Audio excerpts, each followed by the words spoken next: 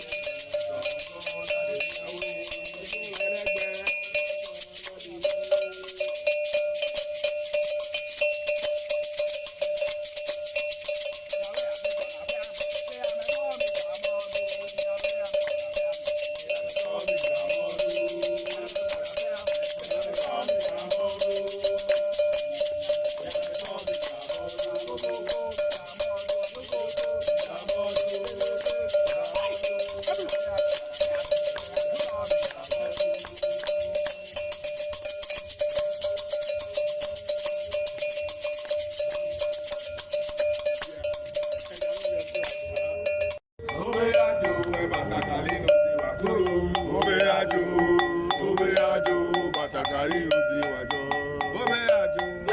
Obeajo, Batakali no de wakusia. Obeajo, Batakali no de wajo. Obeajo, Batakali no de wakusia. Obeajo, Batakali no de wajo. Obeajo, Batakali no de wajo.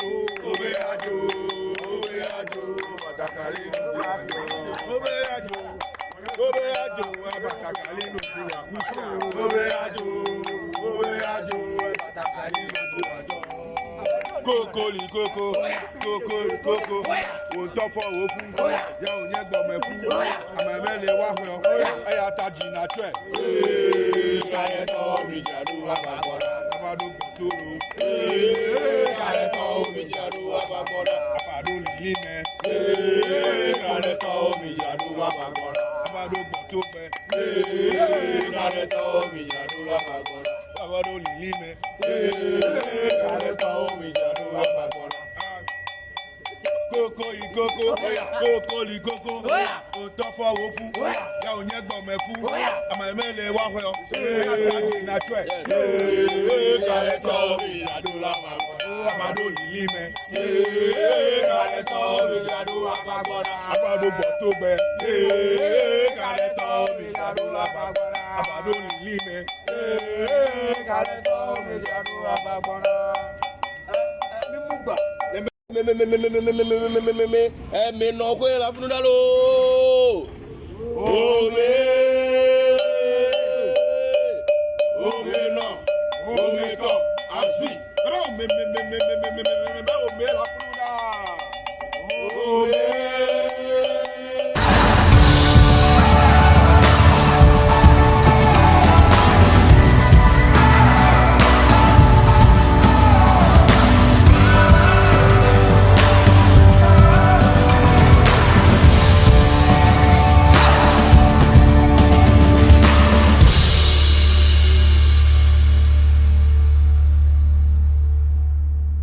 If you were looking for answers for something you earnestly needed, would you consider going to the shrine?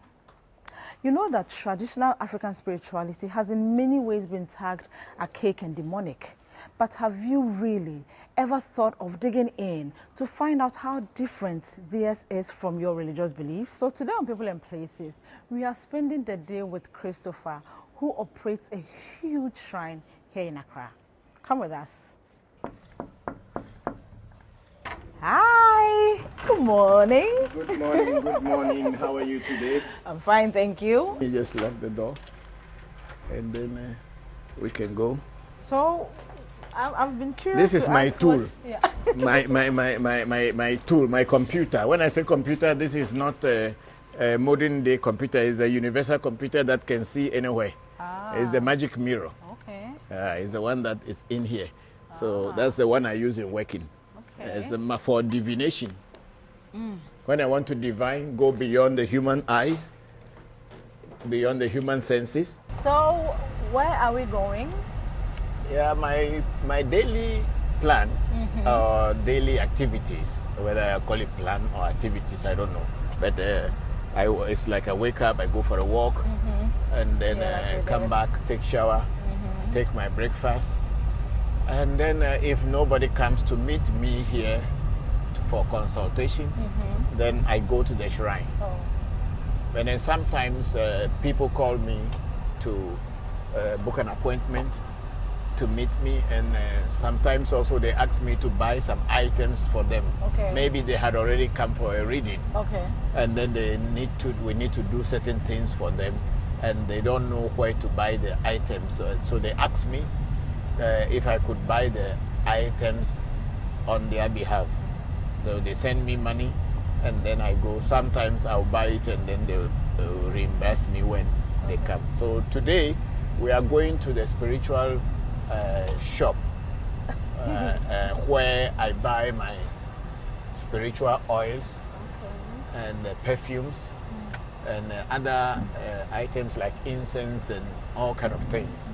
And this shop I've been working with them for the past 15, 16 years. So because they pick they sell the original item. There's a lot of fake spiritual oils in market. And if you use those fake ones, you cannot achieve the result that you want when you do a work for someone.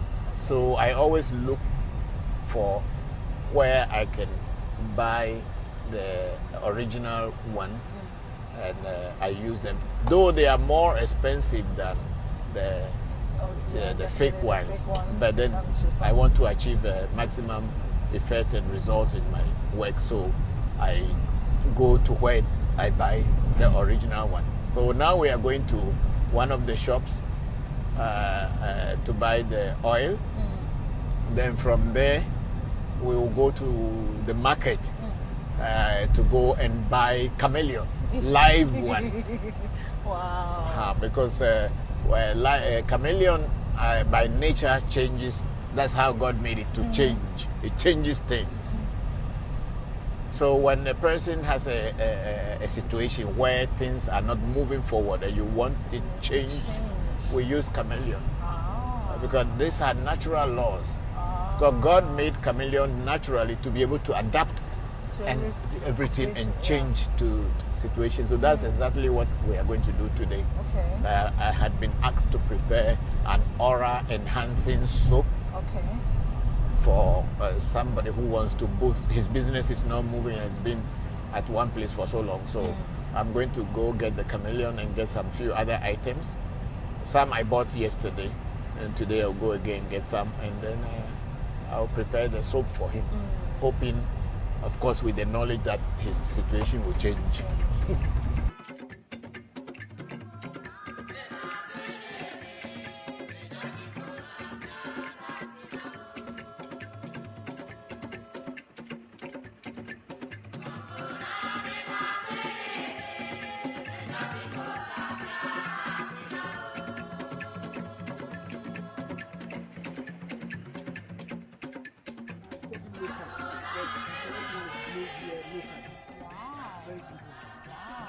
No, not only the 6 flowers. Any other thing. The good ones are made here now. On that license of the parent companies who are outside. Oh, okay. But they have some that are kind of like a fake also coming from outside and then they sell them. So then if you don't know it, you go and buy them. You won't get to what you want to do.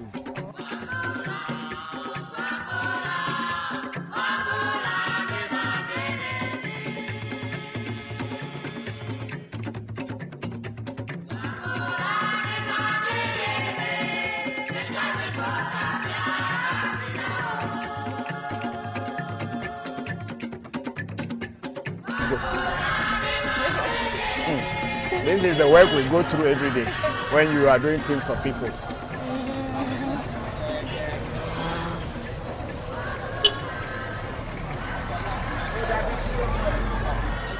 No, this work is very interesting.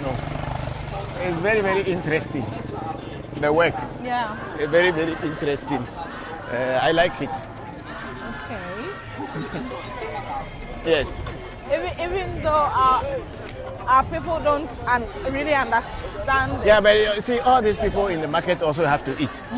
And they are selling items. Yes, Somebody has to buy it. And then if you don't know what to do, how will you go and buy it? For you, it does not mean anything. This is Aziz. He's the one who sews all my talismans. Whatever I am doing, because he is a very specialist in this. And he has been sewing my talismans since my children were small. So now they are very big boys. So they are all like a family. Yes.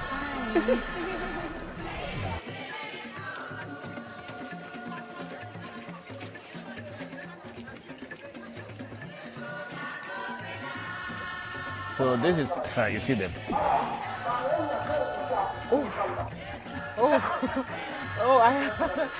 I was so scared. So here they are the chameleons. Different. So you see, this is having a different color, but it's the same. It can turn into green. It can change other colors. Even if you start looking at this, your clothing, after some time it will start to. It adapts So that's why it's very, very, very important in spiritual things. So I'm going to get one. Minam Konko. Okay. You are scared already. Scared. So which one are we getting? I'm getting this big one because it looks very strong. Okay. You see, when you are doing things with spiritual things, don't get things that are weak because we are putting energy. Like Alaji said, everything is energy. When the light bulb is very weak, you can't see very well because the energy is not enough. So when you get a live one which is very active, so what the purpose for which you have gotten it, you achieve it. But if it is weak, like 3 days ago I bought one, and before I got home it died. But I didn't come directly. They packaged it and sent it. By the time I took it home, it died. And then yesterday I came and I selected a bigger and a stronger one for myself, and it is alive. And then again, I am going to buy another one now, which is, so I will select the strong one. Okay. Yeah, the stronger one. Depending on what you are preparing, that's when you get. But usually, if the thing is, we need a chameleon to use, we use chameleon. It's not everything that you do, you use chameleon for. But the things that chameleon is supposed to be used for are the things we use it for. Yeah. So if there was a smaller one that was like active, this small. Yeah, like this one. Yeah, but then I would rather prefer a bigger and a stronger one. Yeah, I always go for the bigger and the stronger one. So I'm going to get it out now. Oh. Yes. They don't bite, do they? Chameleons by nature won't bite you, but then spiritually, if somebody send it to bite you, it can bite you. Ouch. Okay. Okay, okay,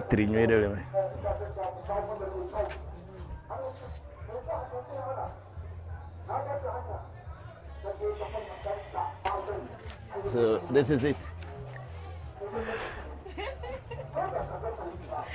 Can we put it in now so that like I want to lock this place first. Okay. Because they are so slicky, and they can easily escape.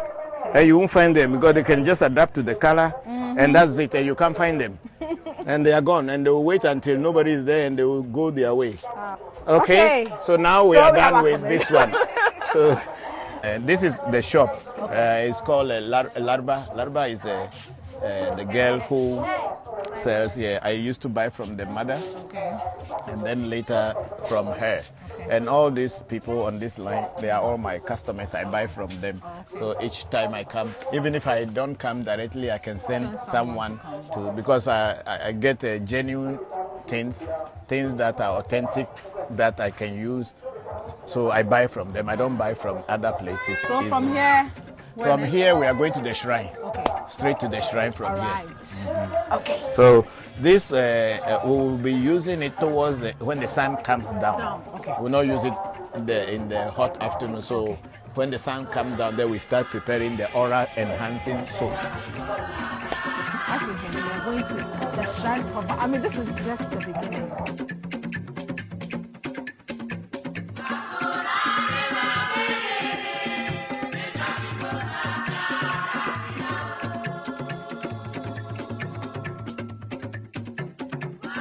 Also, finally, we are here at the shrine.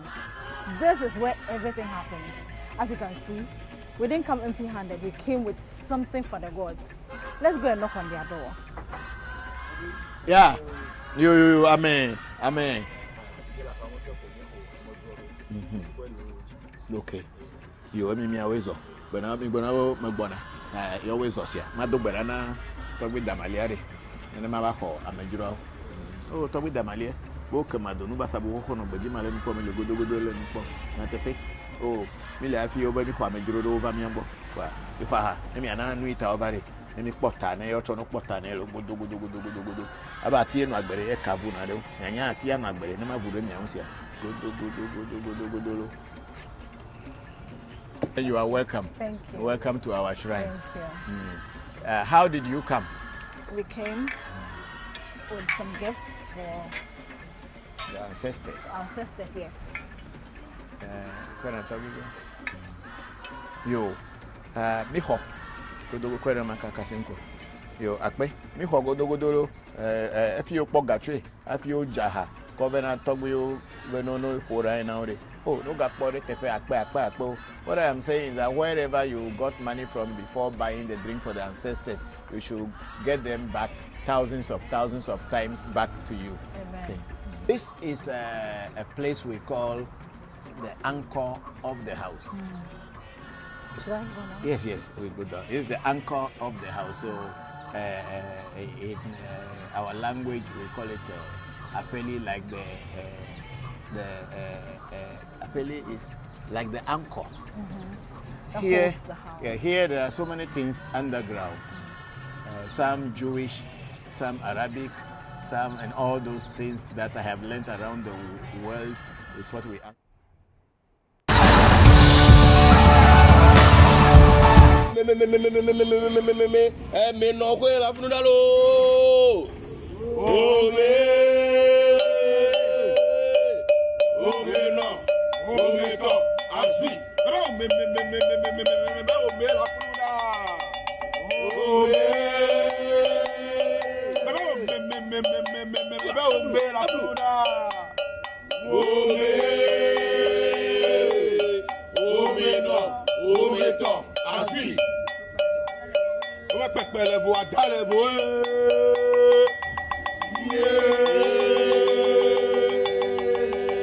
pẹ̀lẹ́ fún adálẹ̀ fún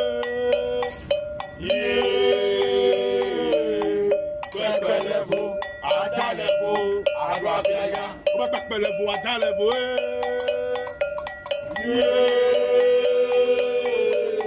pẹ̀lẹ́ fún adálẹ̀ fún.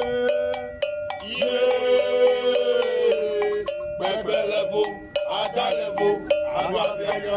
Mekade o malelo, adala mekade o male nasilo yo. Mekade o malelo, mekade o male nasilo.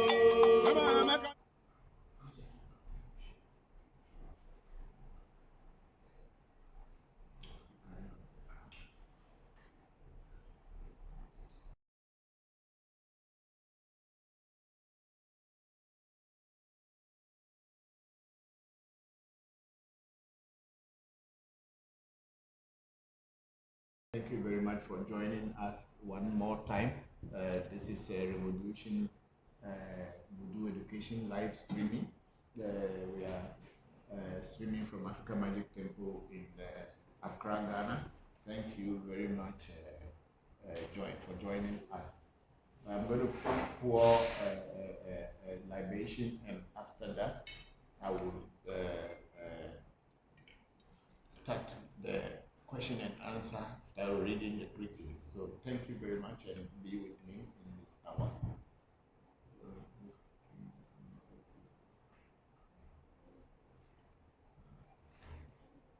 Oh, mauga sogoli samdo, mauga kiti katamanda, mauga ese joto, amejoto. Sena no ameseti eno na wo na pevi dokuna pevi.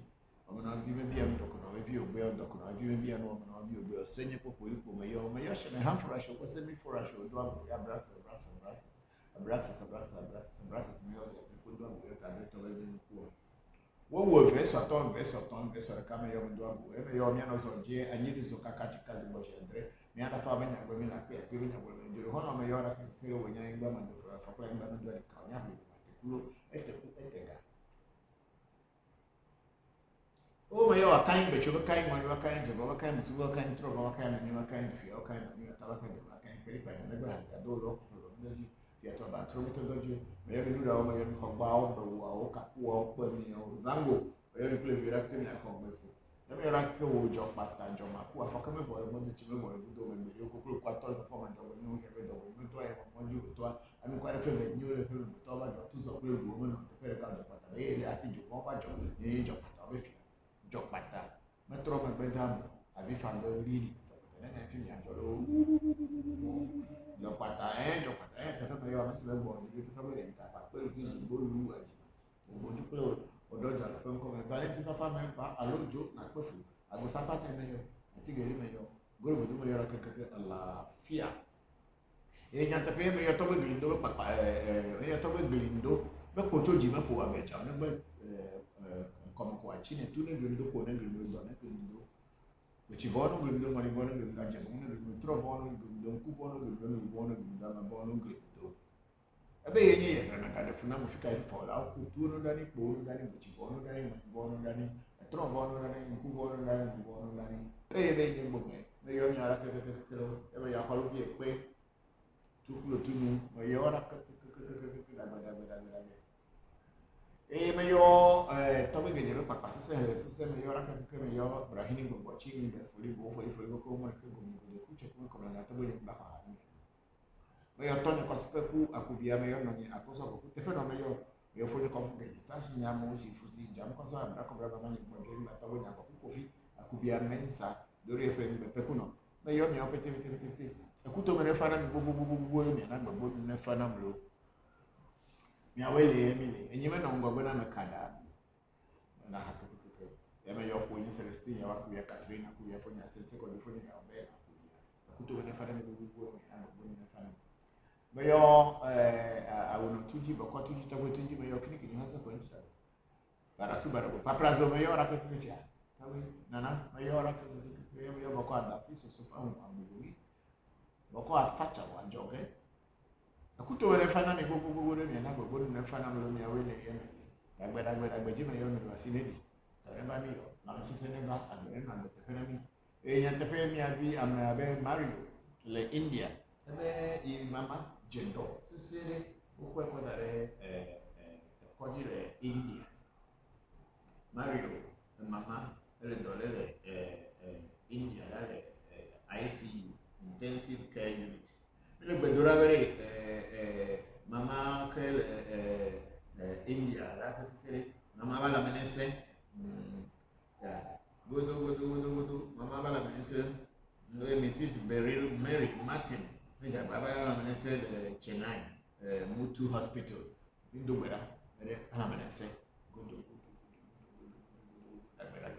e me yo appena me vodu pete yo fa na godo fa bo ma so ko to me na pa giri me yo pali bebeji yeku meji wole meji di meji lo so meji mo meji abla meji akara meji guda meji sa meji ka meji tu meji tu la meji le te meji che meji fu meji pala che tu la meji klebo vile tu po to la do wa to la ni fu ni umbuga ke ya kwenye me vodu pete ya wa ni na kura de vile basi la ni awele ndo bwe vile ni me no kwa bwana makada mo. Okay, so now we are ready to go. We are very ready to take off, and please inform people on your platform, share this on your platform so that people can also join in the live site. We are going from YouTube first. We have Ajwa at Odome. Good morning, everyone. Hello, Ajwa. How are you? Thank you very much for joining us. And then we have Travels of the Spirit saying good morning to you, Travels of the Spirit. We have Toby Jibezan Soka, greetings and good day, Papa. Bokor Enuledo. Toby America Medena Nudo, Enuledo now, Toby Jibezan. Good to see you today. Thank you very much. And we have Mario Young. Good evening, Daddy, and the AMT family. Daddy, please continue to keep my grandma in your prayers. Sure, definitely. I just did. And I kept praying for her even before reaching here. So let's see what God will do. Then we go on to Facebook with greetings from Haruna, Alassane Haruna saying, greetings family, thank you very much. And then we have our sister Vivian Bakar saying, greetings Papa, thank you Vivian. And I'm happy to hear the good news. And then we have Jiman Simon saying, hello Simon, how are you? Okay, before. Everybody. Then I says Jiman Simon say we are watching it live. Thank you very much. And then we have Young Uzo. Click on it and make your money. Please delete that thing. Those are tips. If you can make money, why don't you make it yourself? Why do you have to share it with me? When you want to cheat people, then you need to tell them that you can help them make money. If you can help people make money, make it for yourself. And then we have Enes Aleche. Good afternoon, Papa. Good afternoon. Then we have event offline experience now online. Which one is that ours? Is the event planning posted the link? Is it the event network? Yes, please. That's okay. That's going to be if people want to talk to me one on one, right?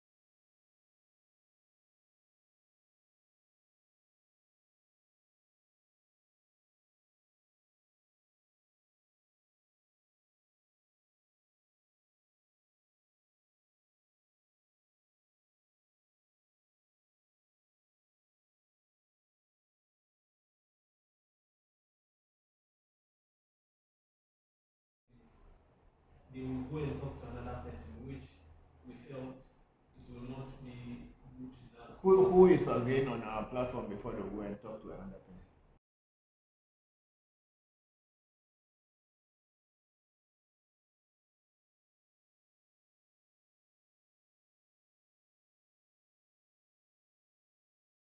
Eh?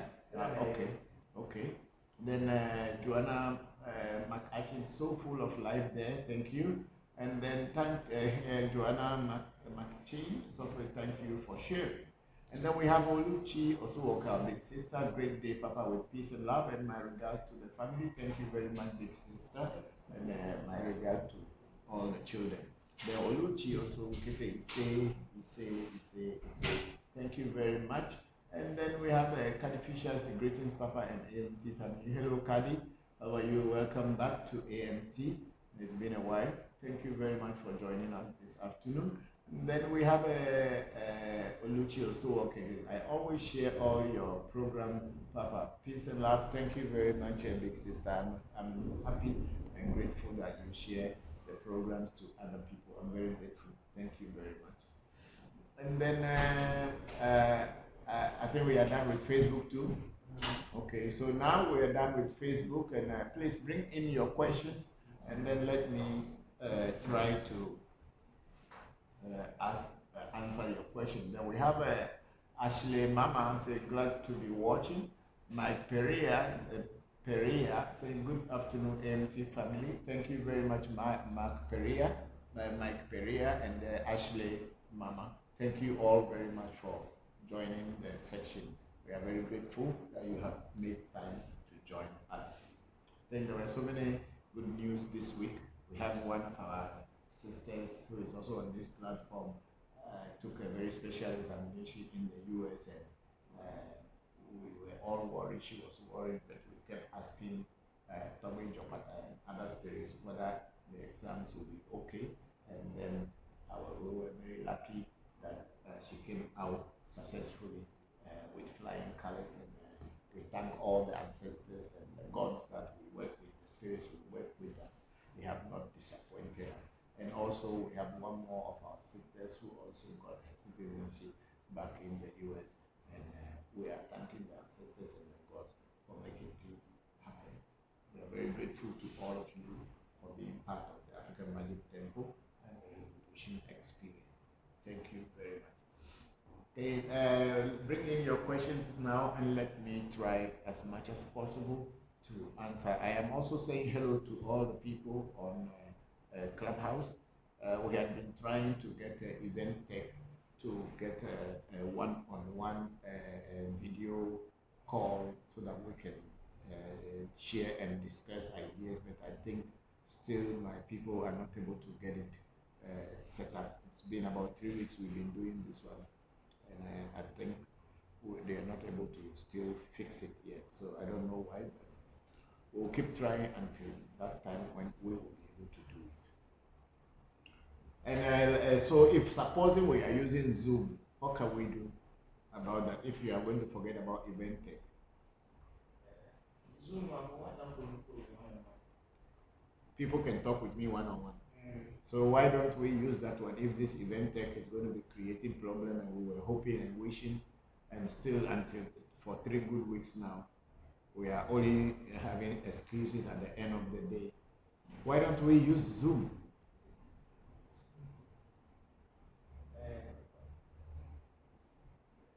Because after all, we are paying money for all the apps we are using for streaming. So why don't we pay money for Zoom and then be able to get people on one-on-one and speak than waiting for Event Tech and all these things that people have been trying and nothing is working?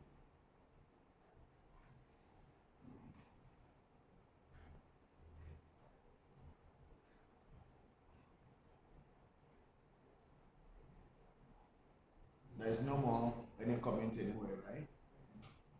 Okay.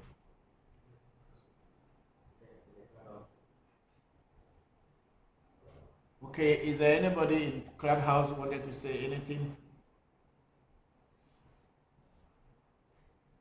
Yes, greetings, Papa. Hello, Baba Wakiri, how are you? Thank you very much for joining the section.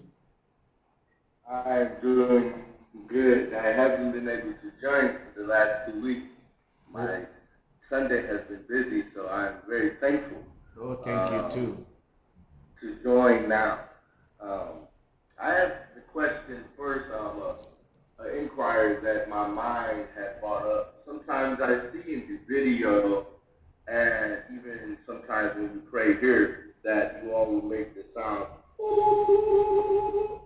And I know other cultures and nationalities might do the same thing when it comes to camaraderie or stewardship. If that is something that you can share or enlighten us on, why in the Efe, Udu, or Tokbe, that sound is made, and what is the significance for it? Thank you. Thank you very much, Baba Wakiri, for that question. It's a very interesting question. And you see, in the Ewe, the wailing, when something big happened and people wanted to express their wailing, it's not only through crying, but people will have to use their hands and hit them their mouth to make that sound in order to tell people something great, strange is happening. So usually it is like a call to call other people to come over to your rescue. So in the Tobe Jopata, which is one of our patron spirits, in what do you call it, Archangel Camiel, in Hebrew Kabbalah, the same is what we call Tobe Jopata in our shrine. When you a part of the incantation of this Jopata is saying that it's on the day when something bad happens, when people are wailing and crying. That is the noise that people will make. Avifagbe, a really dinner.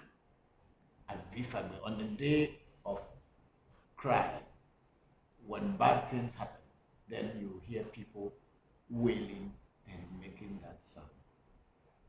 So it's part of the incantation of Tobe Jopata. But generally in every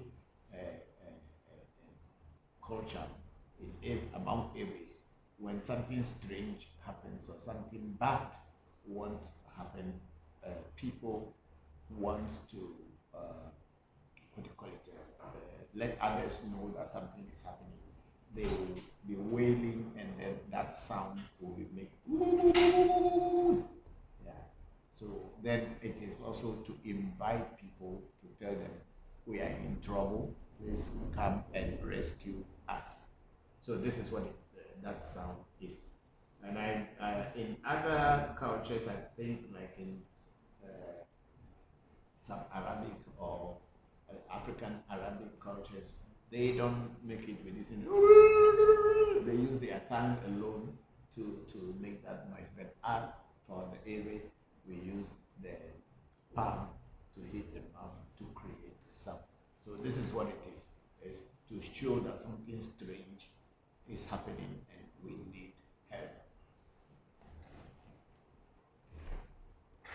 Thank you. Would one have to be initiated into with Jopata to be able to have that help, or is that something that spirit listens to and can notify and unlock?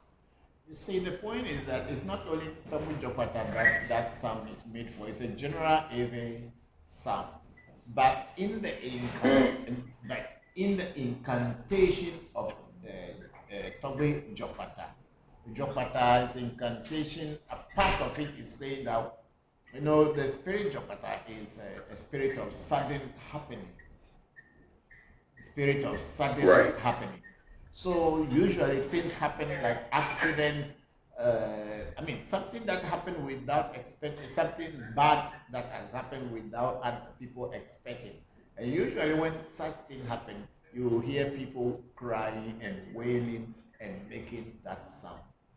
So for us in African Magic Temple, since Jopata is one of the patron spirits, and that is its incantation, we always, when we are doing its invocation or incantation, we do the sound as he has taught us to do whenever calling him. For anyone to be able to connect to any spirit, if you are not directly initiated into that spirit or have been given anything from the spirit, it is not that easy that the spirit will just work for you. Mind you, our culture and our practices is not based on faith. Unlike many religious people who just base their things on faith, traditional spirituality is not based on faith. It is based on practicality and experiment. So when you don't have any direct link with a particular deity or voodoo or spirit, it is very difficult for you to invoke the help of that spirit to come to your aid, and it will just happen. Because when you do, you don't have any connection with that voodoo. So most of the time, you will be basing your imagination on belief that, oh, the spirit is there, and then when I call it, it will come to me because other people are calling it. The other people who may be calling that spirit may have direct connection with the spirit. Just like people were saying that I want to, we call on Baba Legba. You have never been initiated into Afa or Ifa. And how can you work with Baba Legba and you expect that Baba Legba will come and visit you when you have not even been initiated? You have no connection with Ifa or Afa whatsoever, and you believe that Baba Legba, you can create Baba Legba. People will call and say, oh, can you teach me how to make Legba? How can I teach you how to make Legba when you have not been initiated into Fa? Afa and Legba are connected. So it is when you are, yes, it is when you are initiated into Afa or Ifa, that is when they will set up Legba for you to be the errand spirit that run between the physical world and the spiritual world. Now you have not been initiated into Afa or into Ifa or anything. You want to have Legba and be praying to Legba. How are you going to have it when you don't have any connection, no initiation, nothing, anything, or just go to buy it from a shop and you think Legba is working for you? It's not true. Let us stop deceiving ourselves and let us face reality. Before a spirit can be really attentive to you and work for you and be part of you, you need to connect with him. And the connection is through initiation.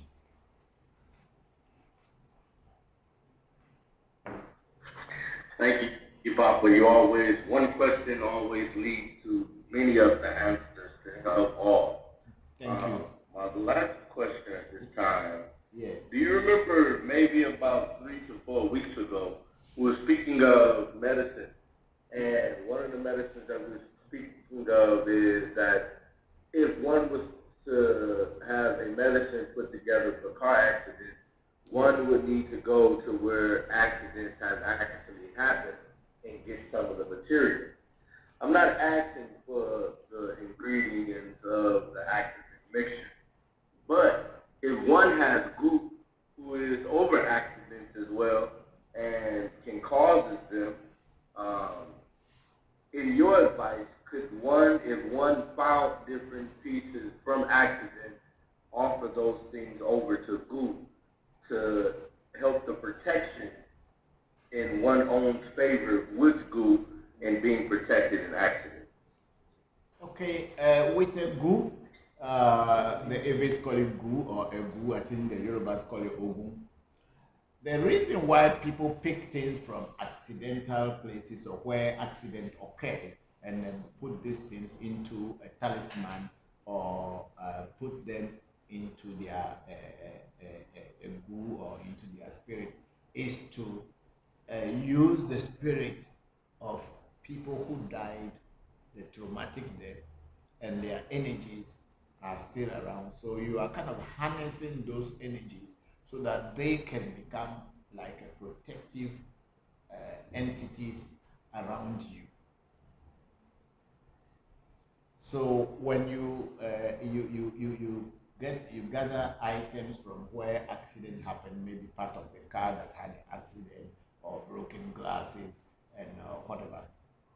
When you bring these things into your shrine and you add them to your spirit, yes, you are kind of empowering the spirit at the same time harnessing the energies of people who might have died traumatic death in that accident to be able to protect you from any other accident from happening. But it's a process.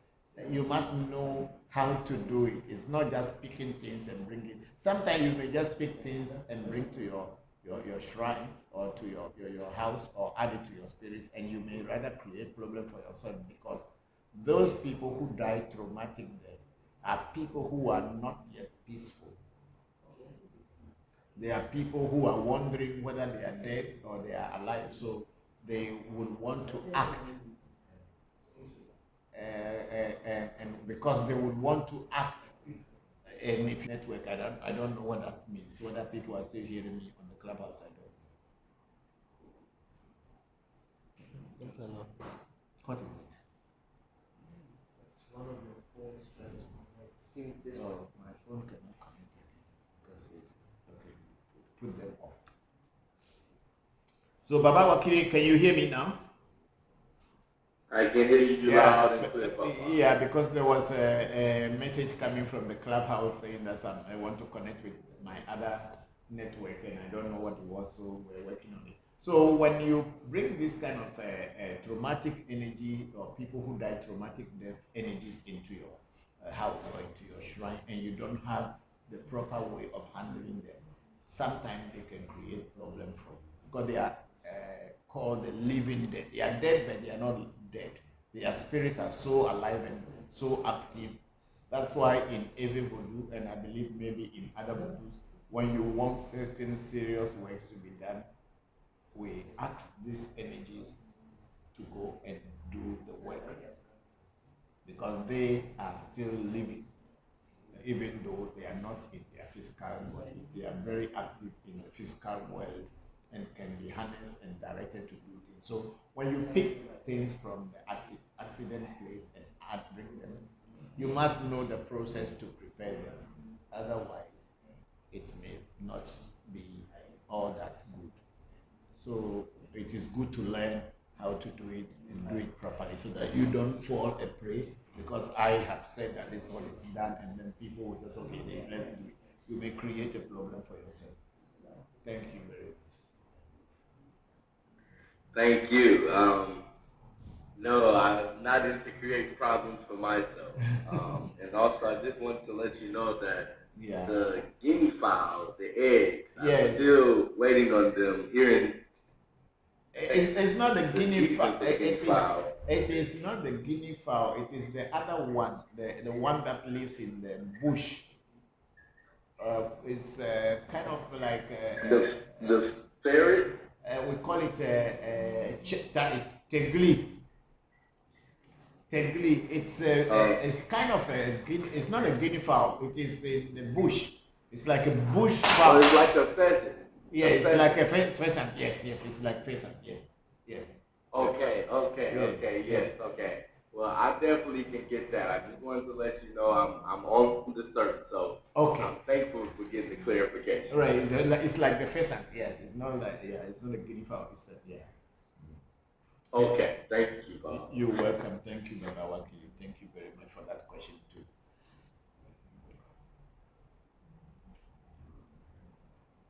Yeah, we have. Papa. Yes, Shamba. How are you? I'm good, Papa. How are you? I'm also fine. Very fine. Very fine. How is your mom and dad? Oh, they're doing good. And your Papa, I wanted to let you know that the guy that we did the things for, he's back talking normal. It's come back to normal? Yes, he's normal now. His mother was even able to go back to her home. Wow. We thank God. Yes. We thank God. It's always been my prayer that when I use my hands to work for anybody, I want changes to happen in the person's life. Yeah. Because that gives me a greater joy to see people I work for having getting solution to what was bothering them before coming to us. So I'm happy if the guy we work for is getting back normal, and if the mother is able to go back home without fear, that's great. I'm very grateful for you. Thank you very much, and keep it up. Yes, Papa. Thank you.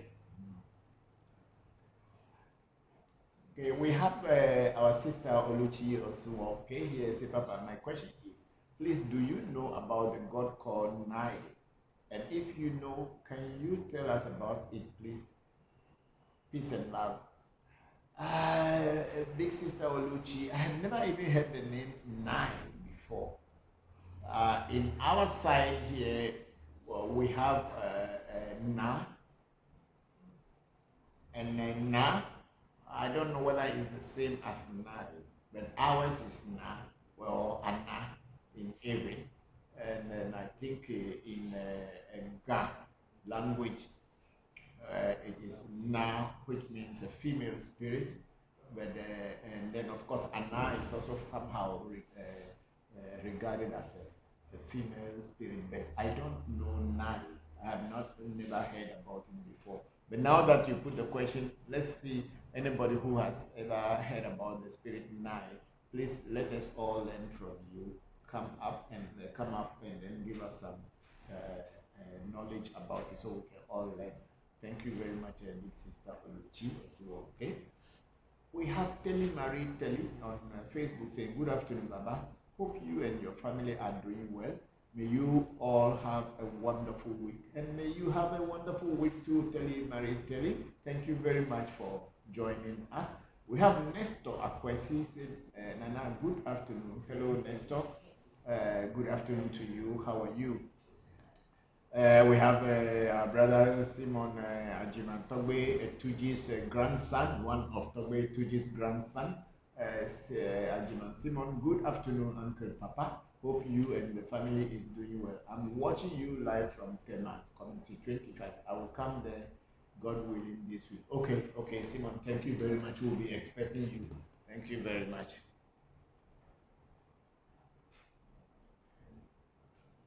Okay, let's go on to YouTube and see if we can get anybody there. I think then okay, we have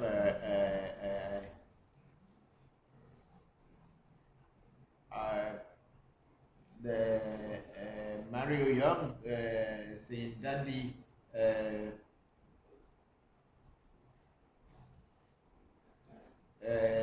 Daddy, thanks for your comforting words." And then we have Travels of Spirit. What help do you suggest to eliminate energy being sent to a person to block their abundance and confidence? I may not know to suggest that this help or that help. See, the way I work here is I don't do works on trial and error. Travels of the Spirit. I don't like to do works on trial and error. I want to work and get results. And I think spirituality is all about that. Doing a work and getting the result. Not on trial and error basis, whereby you try this, if it doesn't work, you try that way, if it doesn't work. No. That's why I always suggest to people that when you want to know something, do divination. Do a reading. And in the reading, the spirit world will be able to direct you and give you a proper answer to whatever your quest is, whatever your challenges are. Do a reading. I'm not saying you should come and do a reading with me or with African Magic Temple or anywhere else. So when you are confused with certain things, especially like which help to do to drive away energies, negative energy from your place, there may be so many herbs, but not every herb will be very good for each and every one of us. To each and every one, their own destiny. So someone will tell you that, oh, this herb is very good for this, but it may not be good for me. Because maybe my inner self, my spirit does not go along with that herb or with that food or with that energy. So the best is to do, if you want to get a very clear and a good answer, is to do a divination. Ask any authentic spiritualist that, or what herb can I use to drive away negative spirits from my house? They should be able to give you that, or the oracle says, use Avena. Avena is the most common herb for cleansing in our area. I think it's very limited to West Africa. But there may be other things that may be in other parts of the world which are very, and there's so many herbs out there that you can use. So the question is very confusing to me because there are so many herbs. So if I tell you to use Avena, you don't have it in your area. Use this, you don't have it. So when you ask an oracle, whatever they will use or whatever will happen, they will let you know. The spirit world will know what is useful to you at where you are located and be able to give you the proper thing. But generally, the Aves use Avena to kick away negative spirits, either by bathing yourself or sprinkling it in your house and making affirmations. So you try it. If you try it and it works for you, fine. Otherwise, I will advise you to do a divination and find out.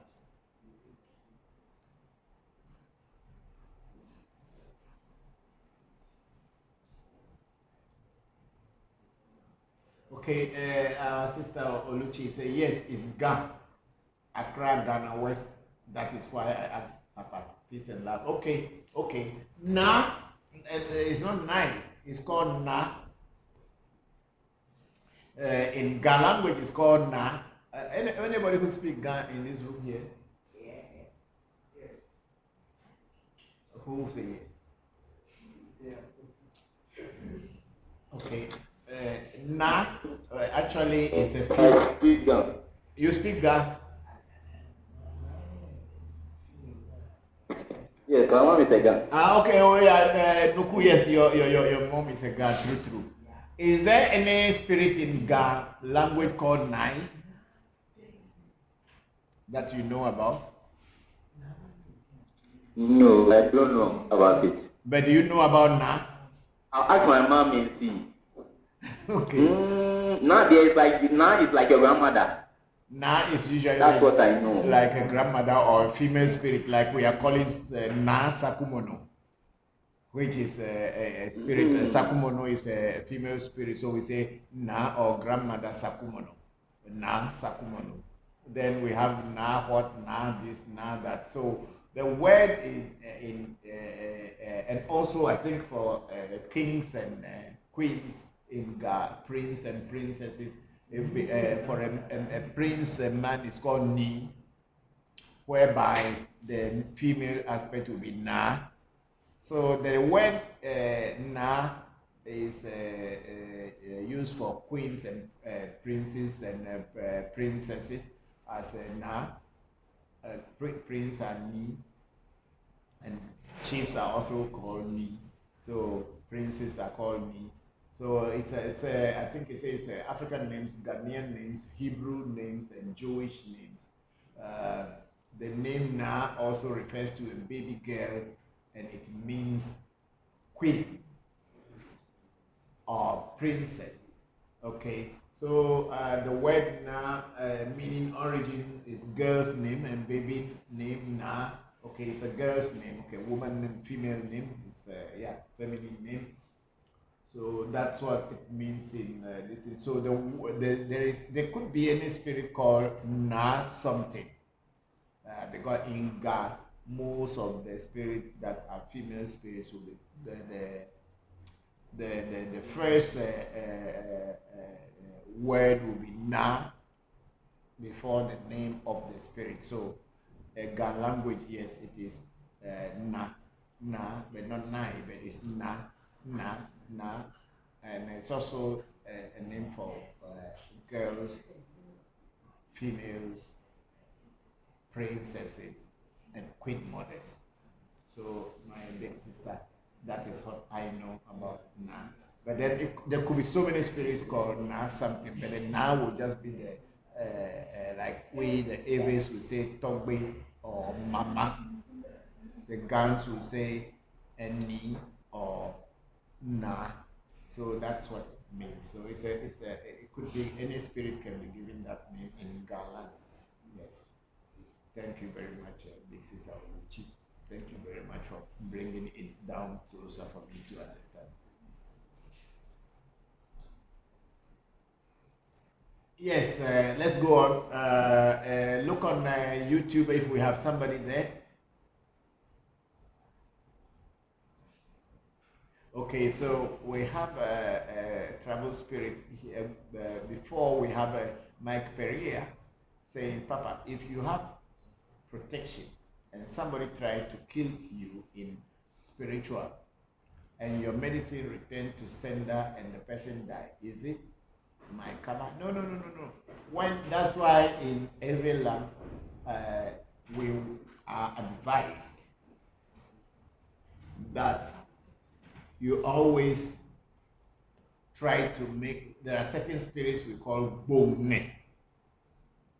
There are certain spirits in Ewe or Vodus or Joker. Call it whatever you like. They are almost the same thing. It's only people trying to change so many things around it. But it is spirit in a way. Called Bonge. What are Bonge? Bonge is that you get a spirit that is supposed to be protecting you. So when people try to attack you spiritually and even physically, that spirit's presence will come immediately to your aid and attack your attacker or attack the person who is trying to attack you, whether spiritually or physically. Your spirit is able to counter attack such a person. It cannot be your karma because you have not done anything. You are only being protected by the energy that you had employed that it should be protecting you. You are only being protected by that. So it cannot be your karma. If the person died, it is their own karma. It's not yours. That's why the Ewe say something like hamku, hamku, menye ejoduano. Hamku, menye ejoduano. Means if someone tried to kill me and die, you cannot say that I killed that person. I am only protecting myself so that anybody who attacked me cannot attack me and be successful. So you can never say that I killed you with juju. Yes, I got juju because I want to protect myself, but I don't use my juju to attack you. But if you use your juju to attack me and it backfires on you, you cannot say that I killed you. You kill yourself. So I don't have any karma to pay whatsoever anywhere. So my career, that's it. So don't be worried. If you have a spirit that is protecting you, and if somebody wants to kill you and your spirit kills the person, you have no karma at all. Because why should the person try in the first place to kill you? What did you do wrong? That you people cannot discuss it or talk about it. Thank you very much. Then we have travels of the spirit called saying thank you. Yes, thank you very much. What I suggest is the correct way when you want things to get proper answers. Thank you very much.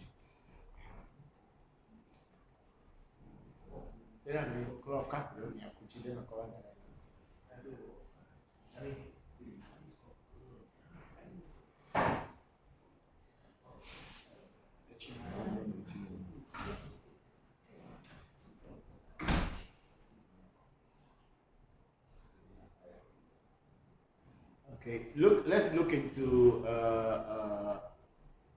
YouTube and see if there's anything there. Okay, I think we don't have anything on YouTube and we don't have anything on Facebook. And is anybody in Clubhouse who wanted to say anything? And of course, Nuku, congratulations to you for getting the initiation into Togbe Akan, Togbe Jokbata, as well as the Abraxas initiation. Congratulations.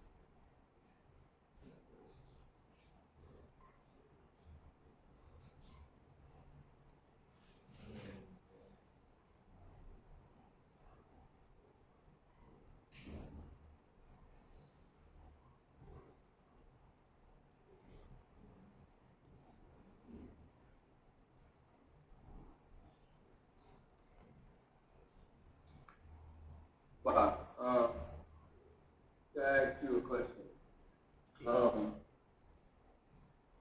One of these phrases they have in Orisha practice is water which has no enemies. and water that is blessed becomes holy. For the regular practitioner or those who are initiating to the spirit, we're all using water to refresh and cool our lives. What is a basic way or a elevator way that one can begin to consecrate water or begin to communicate with the water just on the natural level from the water within your body and the water without? Thank you. Okay, thank you, Baba Wakiri. No, I don't know so many ways to consecrate water, whether in your body or outside of your body. We use water a lot in our spiritual work. Even if we are initiating, we use water to initiate. One thing, water is cooling, and also water cleanses, and water is life. So I don't know any special way to consecrate water, but I think with your own imagination, you can easily concentrate whatever you wanted to consecrate, whether it is the water or it is any other object. So with a very strong imagination and with some affirmations, you can do what you can do by consecrating water. But when you do consecrate the water, you must use it for what purpose you consecrated it for, and see whether what you had done or what you did is really effective. Because the whole thing in spirituality, as I said just not too long ago, is to see results. So whatever you do, you need to get results. So if you do an action and the results doesn't come, that means that action was not complete. So when you consecrate water or anything else, you must experience the results, which will now give you the guarantee that whatever you had done is working, or the spirit world had listened to you. When you do things or you do work or whatever, and you don't see results, that means your voice into the spirit world wasn't heard. So the person to hear your prayer did not hear you. So when you consecrate water, you must use it for the purpose for which you have consecrated it. And then when the results start coming after the consecration or after the usage, then now you can be sure that what you have consecrated and worked.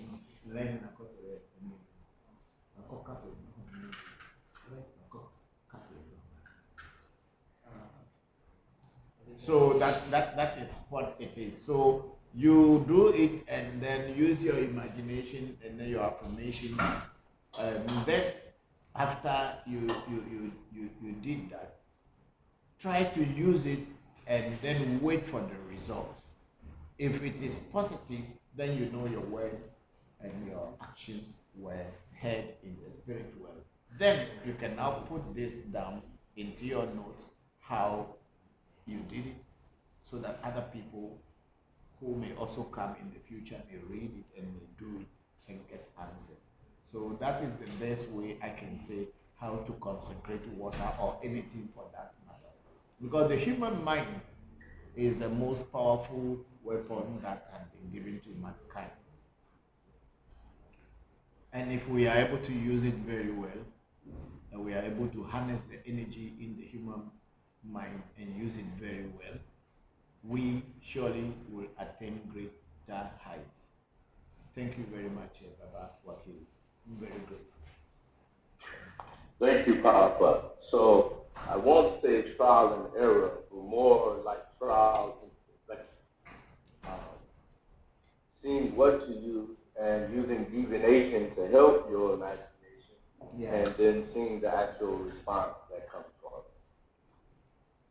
Okay. Thank you. Thank you too, Baba.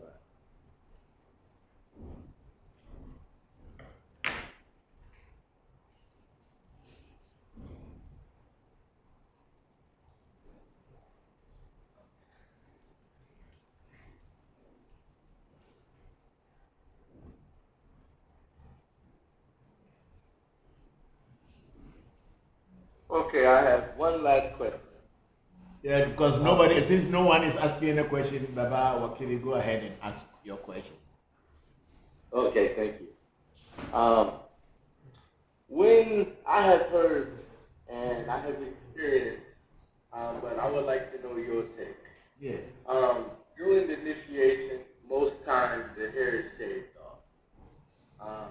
I know we can't go deep into this, but what is the symbolization of hair in the Ewe voodoo system and correspondence with the voodoo? What does hair mean spiritually?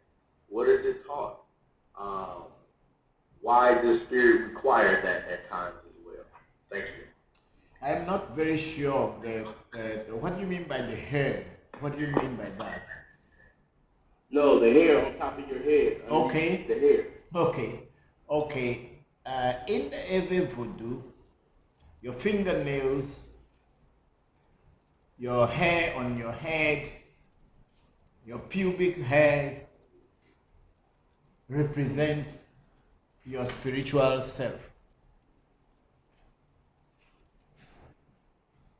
So in our Ewe culture, or generally, when a person passes on in a different location and it is difficult to bring the dead corpse back home to be buried, our people will only take the fingernails, the toenails, the pubic hairs, the hair, part of the hair on the head,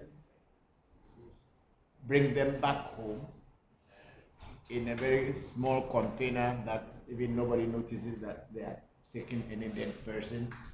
And when that comes back to the person's homeland or hometown or village or house, they're going to pray and command the spirit of that dead person through the hairs and the nails.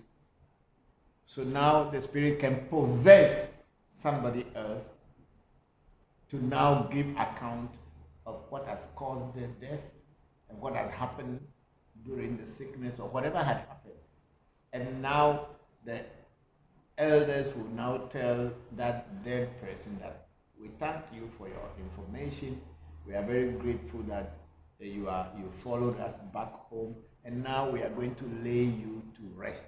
So they are going to now take those fingernails and toenails, the hair, and carry it in a coffin, in a small coffin, and take it to the burial ground where they have to bury it. And then the spirit of the person who passed on will stay there and rest. That's what happens in our culture.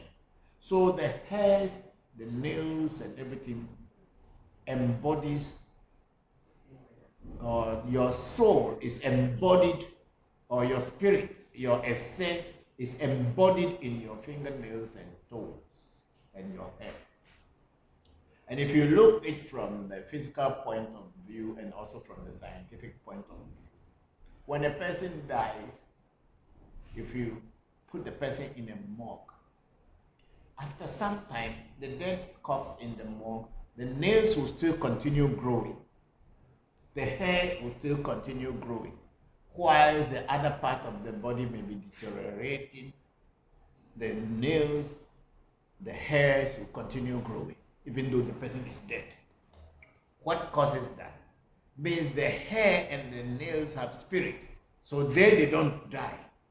The spirit of the person is in that. So that will continue for a very long time before the growth of the fingers, nails, and the hair will stop. So the Aves have realized this, and in Voodoo, this is recognized and realized. So when you are going to go to do an initiation to make you a new person. It is imagined that you have to shave all your hair, and in some cases cut all your fingernails, your pubic hairs all must be shaved, removed, symbolizing the old you going away and the new you coming up after a new hair start growing up after the initiation. There is something also we call a kudo tutu, or the closing of the portal of death. When you do a reading and a person's, the oracle says that the person who you are doing the reading for, the portal of death has opened around such a person. What we do by closing the gate of death or the pit of death or the portal of death is that we will ask the person to give us their fingernails, toenails, their hair, pubic hairs. This is going to be taken and rituals will be done, and that will be buried. And when it is buried, it symbolizes that the person has already been, the spirit of the person has already been buried, and then now the energy or the negative spirit that is trying to destroy the person will accept that and then leave the living to be alive. So the hair, the nails are a very strong symbolism or symbols of your soul. So we as Aves and in Voodoo, we treat these things very, very carefully. That's why you don't see a very typical Ave person just cutting his fingernails anywhere. Even if they cut it, they want to gather it and go and throw it in a proper place that no one else will get their hands on it. But of course, these days we go to barber and cut our hair, but we imagine that at the barber's place, there are so many other people's hair mixing up with yours, so it is okay. But if I should cut my hair in my house alone, I'm going to sweep it and go and flush it in the toilet so that no one gets a hand on any piece of my hair, any of them at all, because it could be used against you, and it also could be used for a good for you. So Baba, the hair is very, very important in Voodoo, and we are very careful about it. This is the reason when you do initiation, the old hair has to be shaven off so that the new one should grow, because when you are initiated, you are like being born again.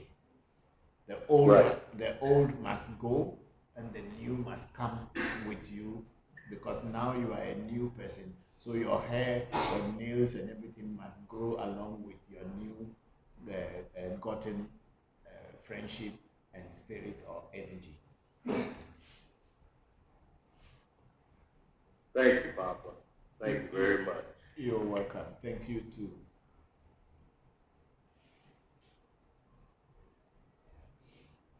Okay, we have my career here, Papa. Is it good for anyone to hear and see in the spiritual? Oh yes, it is good for anyone to hear and to see. The problem is, if you are hearing and you are seeing and you are not able to control it, that's where the problem is. It may make you, may make others look at you as you are mad. In the sense that if you are hearing, other people are not hearing. And whatever you are seeing, other people are not seeing it. So if you see something that is scary and you start running away, while the others around you are not seeing anything, people will tell you that you are crazy, you are mad. Yeah, that's what it is. So to hear and to see is a good thing. But for you to be able to hear and to see, try as much as possible to get a proper teacher who will guide you, so that whatever will be happening, they will be able to explain to you and guide you, so that you don't become crazy. Because there are certain things you may see, if you are not ready, they may scare you, the hell out of you, and you may run even into the bush. or you start going naked and start running. So it is good to see and hear, but do it through the proper way. Some people are born with it. So those who are born with it from childhood, somehow they probably had been seeing and hearing from childhood. So it is not so scary to them anymore. But when you are a new person and you are trying to learn how to hear and how to see, it is good to have a proper guidance. Otherwise, it is scary. Thank you very much. And then say, or is it only good for certain people? Because I think you can see things that can shock you. Yeah, that's exactly. You can see things that can shock you. So for that reason, you need a guide, someone who can, who had also probably had that experience to guide you so that you won't fall into a problem. It is good to see. It's good for everybody to be able to have their eyes open and their ears open. But it is good to learn this or practice this under a proper teacher. Thank you, Mike Perea, for that question.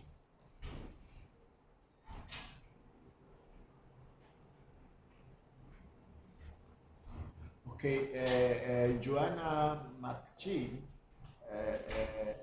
is it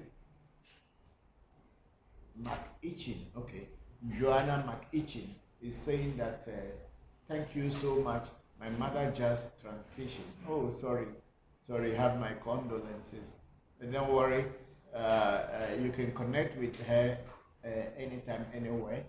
Just keep her memory and make sure you are always pouring libation to her memory, and she'll connect with you anywhere.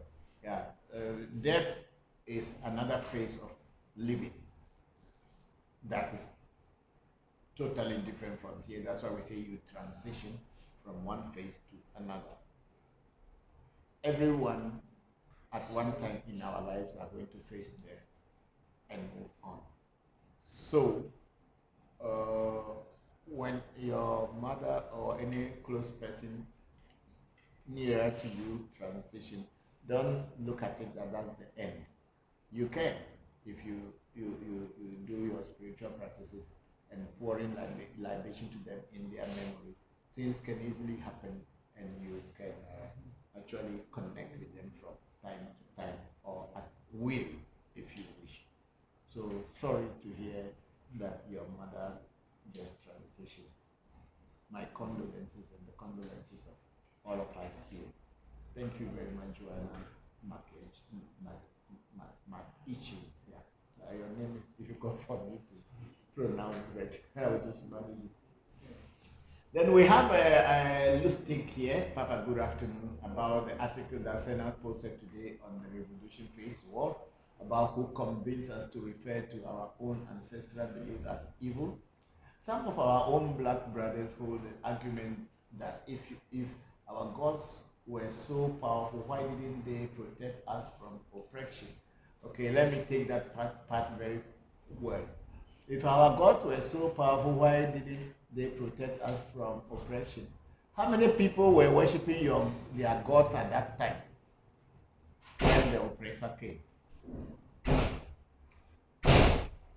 How many people stick to their gods at the time when the oppressor came? Those questions nobody asks them and nobody answers them. When the white man came, the white man came to tell you that they have a God, and that God is very powerful. And our people also said, oh, we also have a God. Our God is powerful. Then so if you have a God and we also have a God, then it's just one. We only have one God, is the same. So our people begin to accept that, oh, because in our culture we believe God is universal, it's not limited to one race or one group of people. So, oh, we have God, they also have the same God.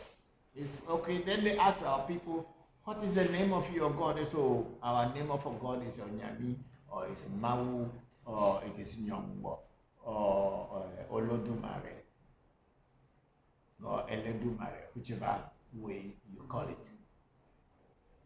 And they begin to tell you that, oh, the God that we have is the same like your Olodumare, or is the same like your Nyami, or is the same like your Mau. So then come and join us. Let's worship it in our place. So our people gave them land to build their shrine, which they call church, and those that people call mosque. It is the people who own the land who were having their own way of worshiping God. They decided that because these people were also worshiping God, and God is one, even though God has so many arms and tributaries and everything, we will worship with you. And they gave them land.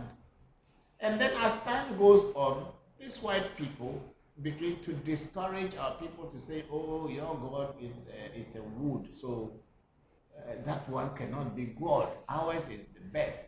So our God is inside the sky. But then they forgot, our people forgot that the wood in our forests were cut and made into a cross and put in the church. And the same wood that our people carved in the form of some deity.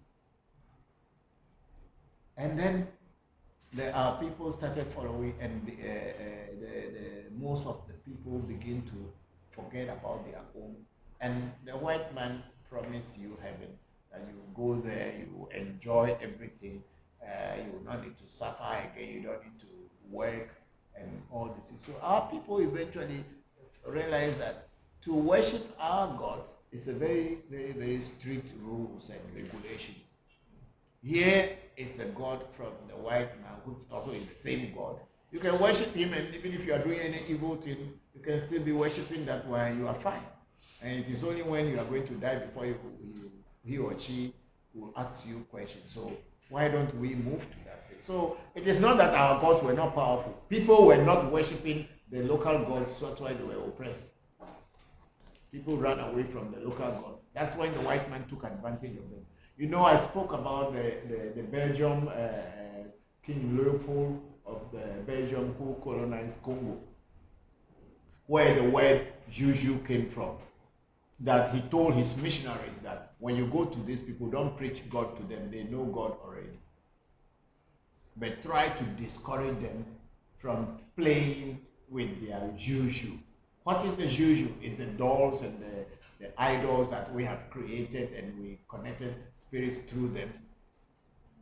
The King Leopold knew that our people knew God already, but he told his missionaries to convince and to discourage people from praying to those dolls or idols, you may call them whatever. We call them spirit, we call them voodoo, because they knew that those things are what is the weapon that we have. So if someone comes to your house and the person says, oh, I'm coming to be your friend, I'm not an enemy, look at me, I am not holding a gun. So you were initially prepared to protect yourself, and the person says that, oh, look at my hand, I'm not holding a gun. So why you are holding a gun? Not knowing he was hiding his gun in his belt behind his back. And you came and said, oh, see, me, I'm not holding a gun. I'm just coming to be your friend. And then you, who was holding gun to defend and protect yourself, you realize that the person wasn't holding any gun, and you put your gun down. And when the person gets closer to you, you remove the gun from the back and put on your head and say, oh, what do you call it? Give me all your wealth and everything. How can you defend yourself when you have left your gun? The one that you were using to protect yourself. So there is the argument of saying that if our gods were very powerful, how did they oppress us? Take the Jews. Who are the people who are saying that they have a Jehovah, the greatest God and whatever in the world? Weren't the Jews put in slavery? I'm not even talking about the slavery. I'm not talking about it. During Hitler's time. How many Jews, according to what we have been hearing, have been exterminated? Where was their God? Where was that Jewish Jehovah before they were killed? Before they were put in the gas chambers? Have you ever asked that question to yourself? So it does not that argument of saying that if our gods were powerful, how could they couldn't protect us from this? Gods don't just go protecting people until you make them to be part of you and you can ask them to protect you. God don't just, even the God that people talk about. Why is the earthquake killing people? Why is it accident happening and people are dying? People even going to church, it will be in a bus going to church and the bus will crash and everybody will die. Where is the God that they were worshipping? Why the God they were worshipping didn't protect them? Why Jesus Christ was crucified on the cross and God didn't protect him? Why were ordinary people were able to kill him when he has a father in heaven? Why he didn't protect him? So the question and the argument to say that why gods were powerful, no, if you have no connection with the God, don't think that that God is going to be protecting you if you don't have any connection with it. You must have a special connection with an energy before the energy will come to your aid when you call upon it. God and is absolute the same, is for everybody. And if you are stupid and you think that you just dream about it and that is how you worship him, go ahead, that's your problem.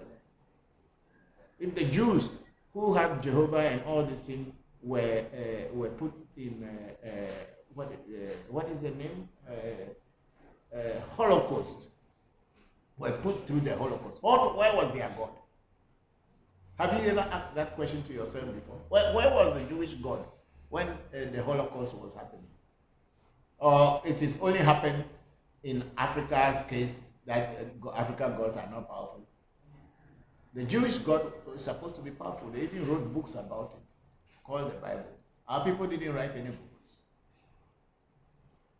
Yet still, the Jews were put in through the Holocaust, if that was true according to the history that we learned. So the question that why, if our gods were powerful, why they didn't protect us?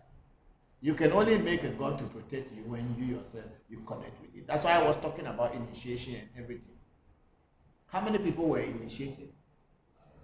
Those few people who were initiated or who knew about our gods are the people who carry voodoo or carry Ifa to the diaspora. And then, in that case, it is a plan, it's a destiny that they must go there to be able to continue and spread what our way of worshiping or way of relating to the divinity. Had people not been taken out, and these priests and people who have knowledge of voodoo and Ifa, Ikenga, and all kind of how would the people in the diaspora today know about these things? So the question shouldn't even arise in your mind that if God was, our gods were protecting us, why didn't they protect us from oppression? How many people were really worshiping the gods? How many people were really connected to the gods? The Christians are dying every day. Earthquakes are happening in Christian countries. Why their gods didn't protect them? As I always said, God is nature, and nature is God. If you know how to live in harmony with nature, you can live in peace, and nature will protect you. Thank you very much. It says, okay, the question continues. Some even say they are grateful for slavery because without it, they would have been worshiping Jesus instead. They wouldn't have been worshiping Jesus and instead worship idol. What are your thoughts on this? Thank you. Oh, it's up to you. If you want to worship what you don't know or what you don't see, and you believe that is true, that is that person's business. That's why I say that spirituality is not a religion whereby you try to win people and convert people to become part of it. When it is the person's time to become spiritual, whether you are born a Muslim, a Christian, or whatever you are born into, when the time comes for you to be aware and be awakened, you will not be saying that I'm worshiping Jesus. You can always worship things that you don't see. Okay? People can always worship what they want to worship. If we are worshiping idols, it's fine. I believe and hope that the cross, which was created out of wood, Jesus, which was made out of plastic and made out of cement, is not an idol. I hope so. That the Jesus Christ that people put the pictures in their rooms is not an idol. And I hope that the wooden carvings of Jesus and the cement carvings, sculptures of Jesus that is being placed in places of worship in Christianity are not idols. What is an idol? That's the question I will use in asking you. What is an idol? Thank you very much, Lustig, for that question.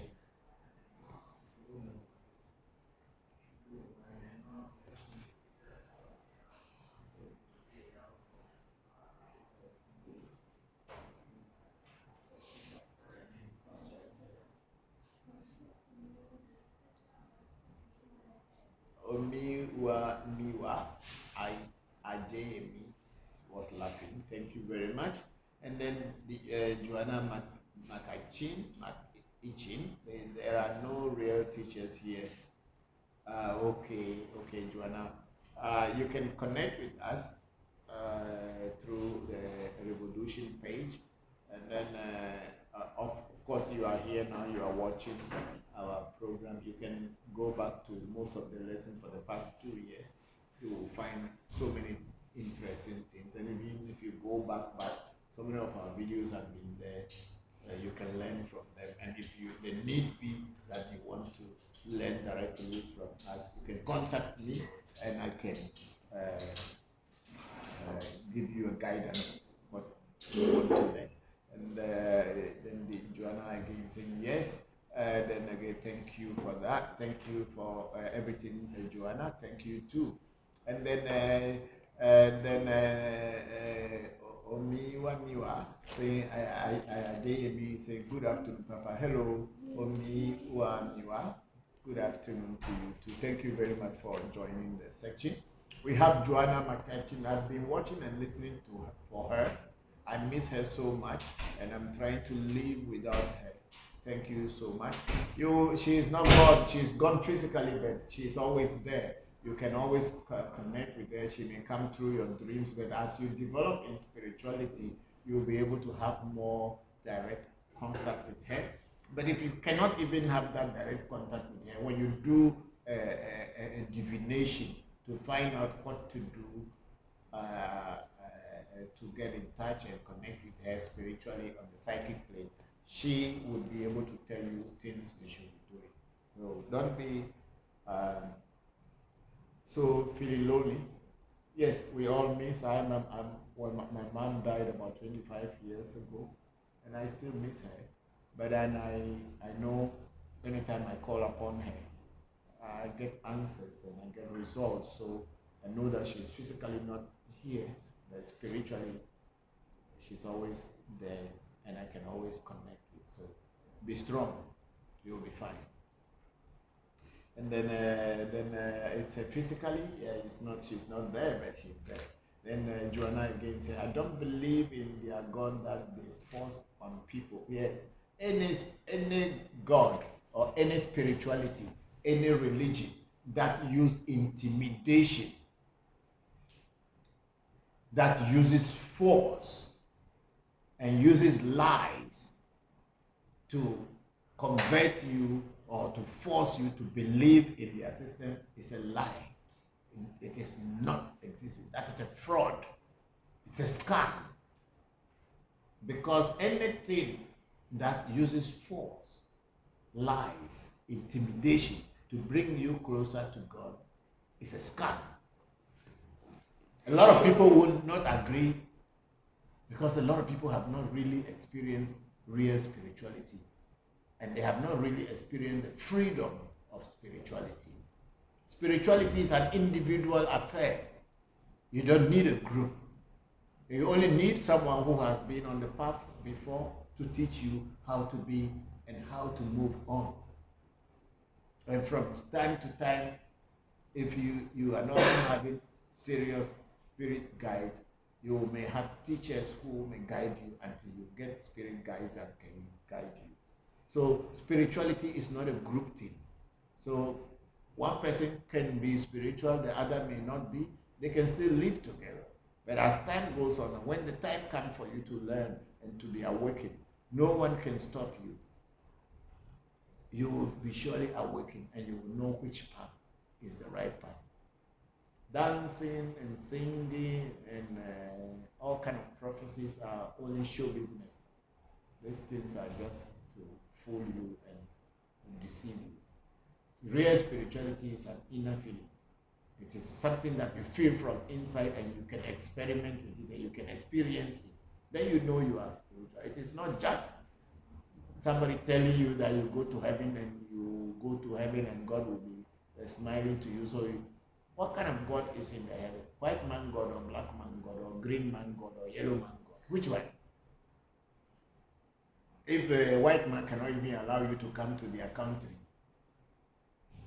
without a visa, and you think white man will show you the way to go to heaven, to go and be there, where they say there's gold, you walk on street of gold and drink milk and honey without, honey is in the supermarket. If you want to drink, go and buy.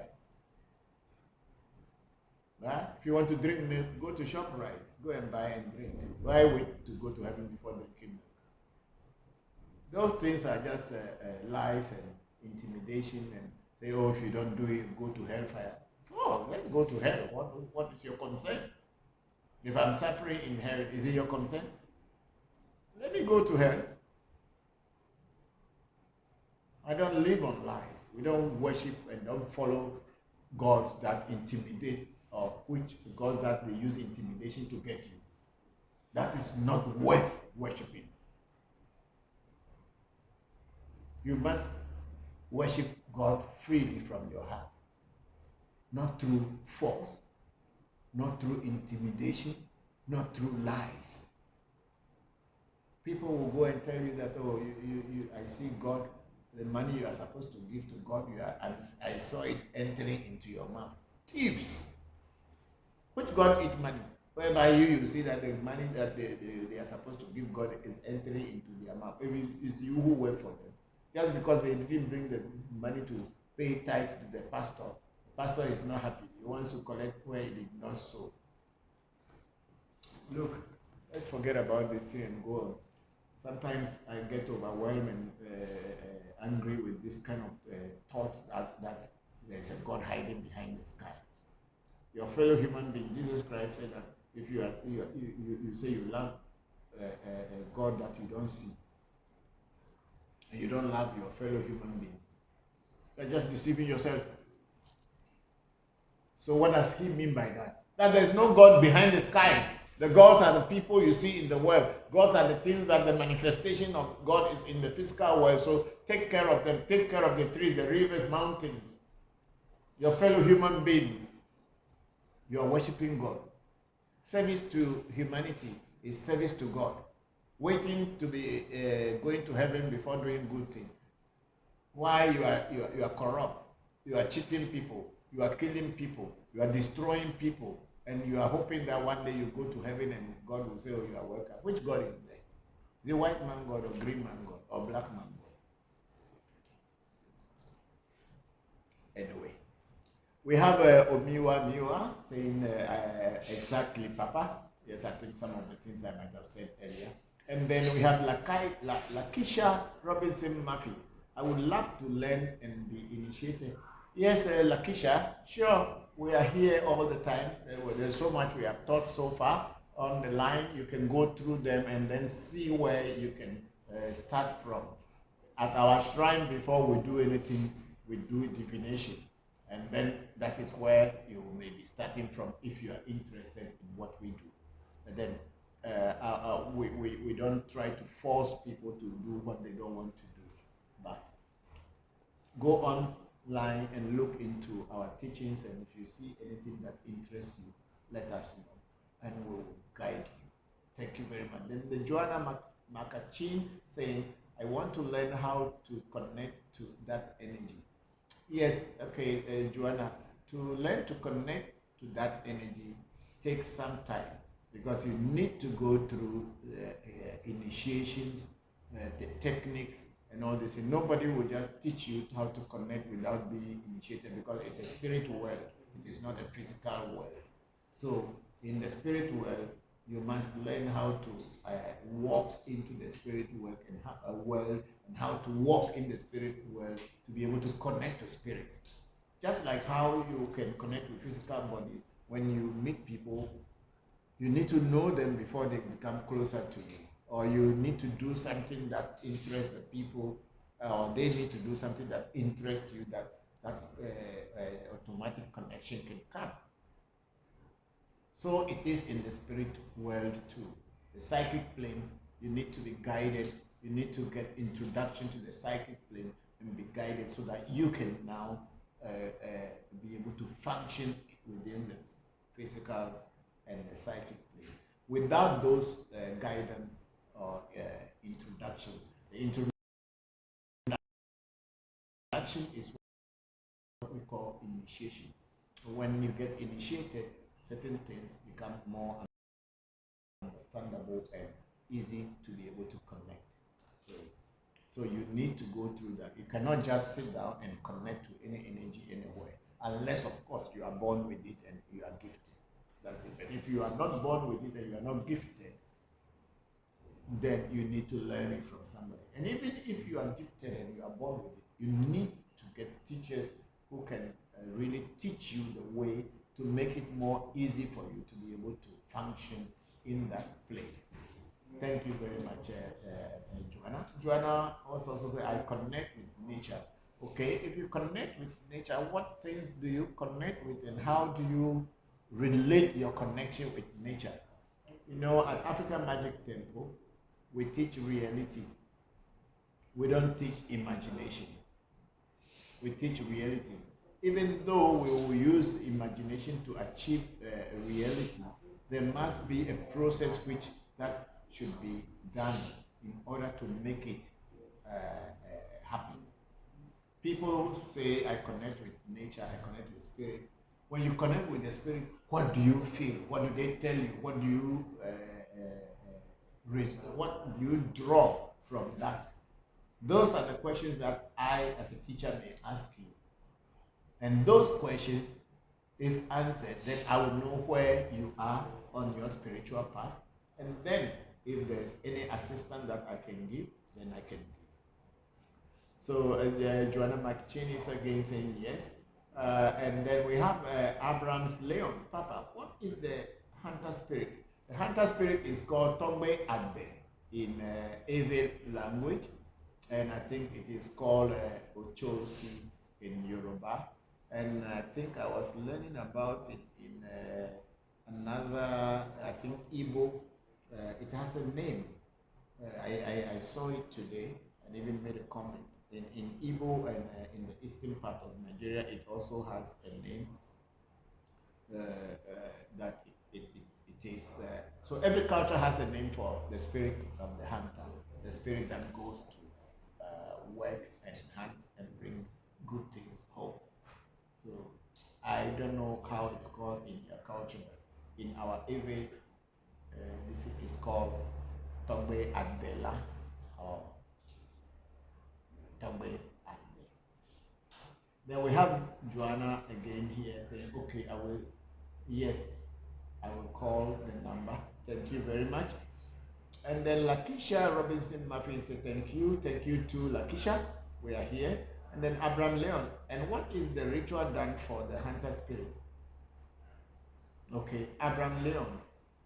The hunter spirit has so many rituals that are done for it. In most families who had settled and made occupy lands or possess land property, especially in Africa, the ancestors of such families were hunters. And they went hunting, and through hunting they were able to acquire a lot of land. Because in the olden days, your hunting ground becomes your property. Those days, people were not as plenty as today, but there were so much land property. So the places that you've been hunting become where in the future become your property, because other people may not come to your hunting ground and be crossing you. They may also go another way.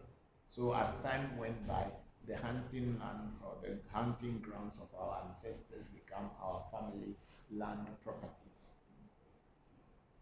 So there are so many rituals that are done for the hunter spirit. The hunter spirit is a spirit that guides you to move away, to move out of your community and go into another community in order to bring good things home. It's not coming?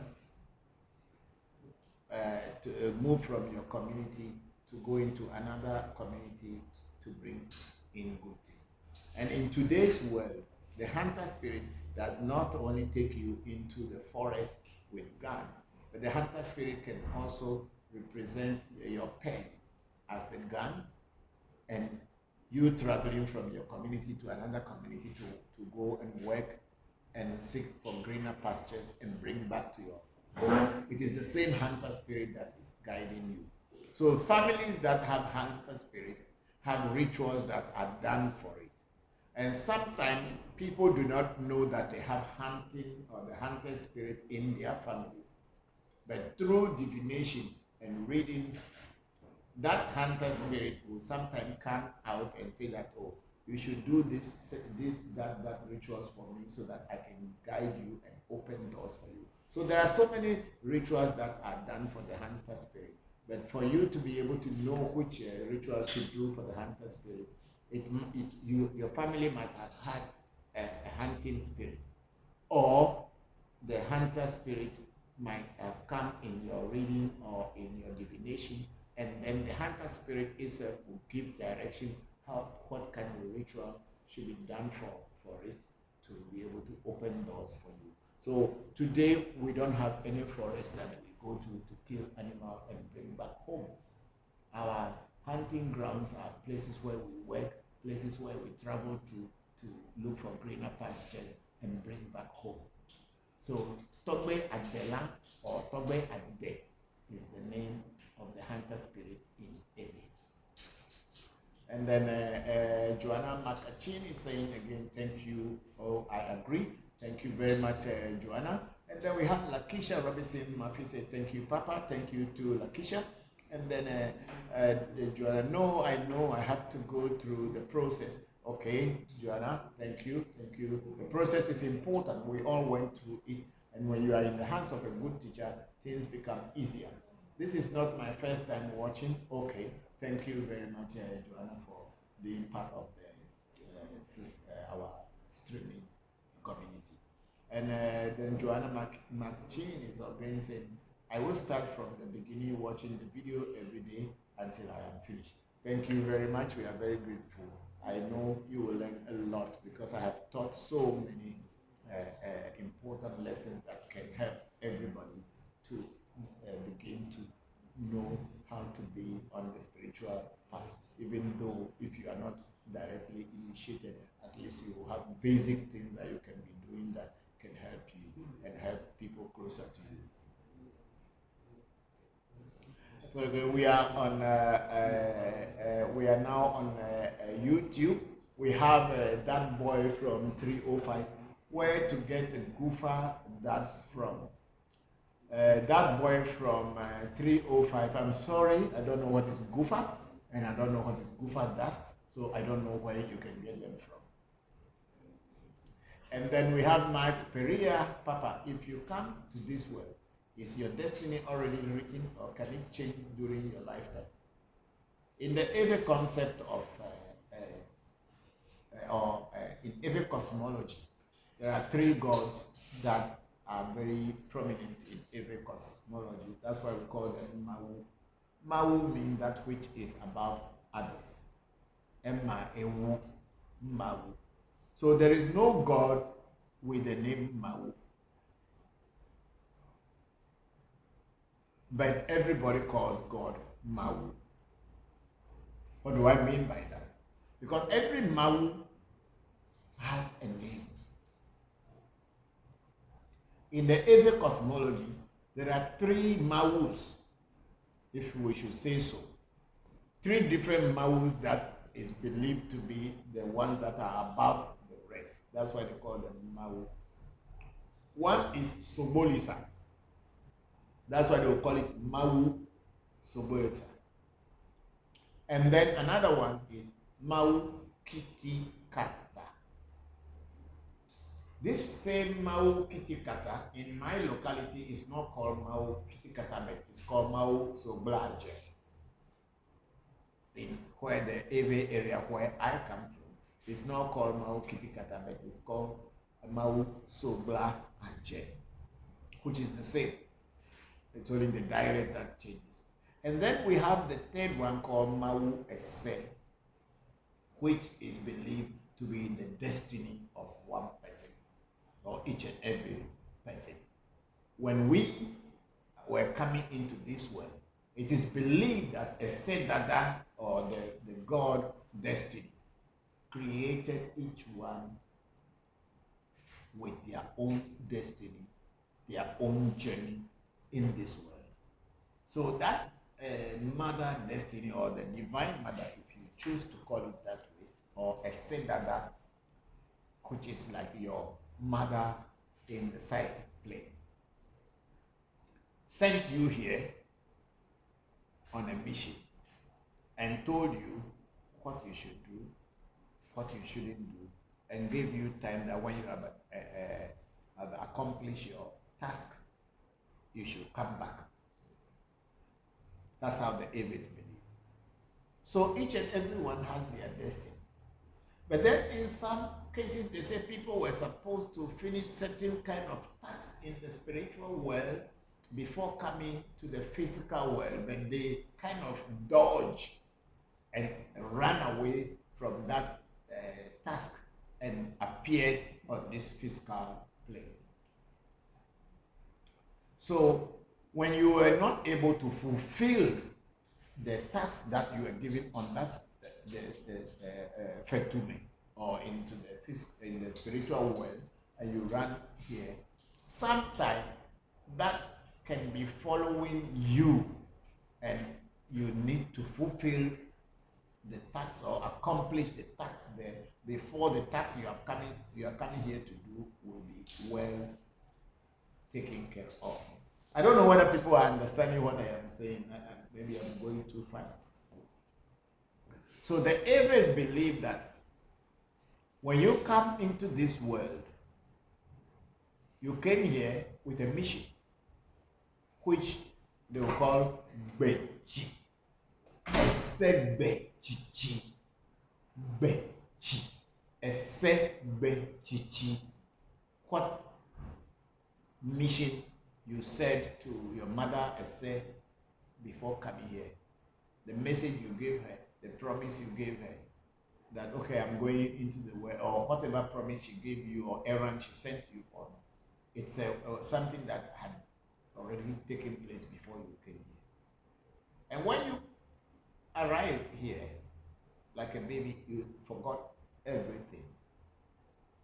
And you begin to learn whatever people you have come to. Your parents may be from any part of the world, and any house, any culture, any spiritual background, any religious background, and you are born in there. It is your Esedada, or your spiritual divine mother, is the one that sent you there. Because everything that happens to you here had already been predetermined or predestined. And it is also written in your destiny that somewhere along the way, your eyes will open and you will look for a way to edit whatever is happening to you, but you don't know what to do. So when you are in this life, things may be good for you, things may be bad for you, depending on each and every one. Depending on the message you and your Esedada you had established before you entering onto this earth. So somewhere along the way, when you realize that your Bechi, the message that you had agreed with your Esedada, or your destiny is not working well for you, things are not happening well for you, then you do a divination or a reading. Divination and reading is the same thing. Then you ask the question about yourself that I don't know what's going on in my life. I'm not finding things the way I am struggling. Then, if you are asking in divination, you are asking your ascendant, the diviner and the divination tool should be able to point to you that, oh, there was this thing you were supposed to do, or there was this thing you were not supposed to do, but you did. That's why this is so. Do this, do that, to edit or to kind of readjust yourself in this plane so that you can be able to go to the assignment you have come here to do. So, destiny can be edited and aligned. Everybody's destiny can be edited and aligned. And your life on earth can take its real purpose.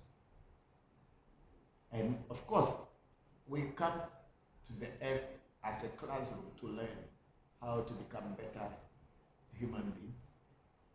And when that time comes and we leave, if we are able to follow our destinies properly, for sure, we will inherit a better destiny that we have come to experience and experiment here. So, Maria, yes, the world, your destiny is already written and it can still be changed as well. Thank you very much.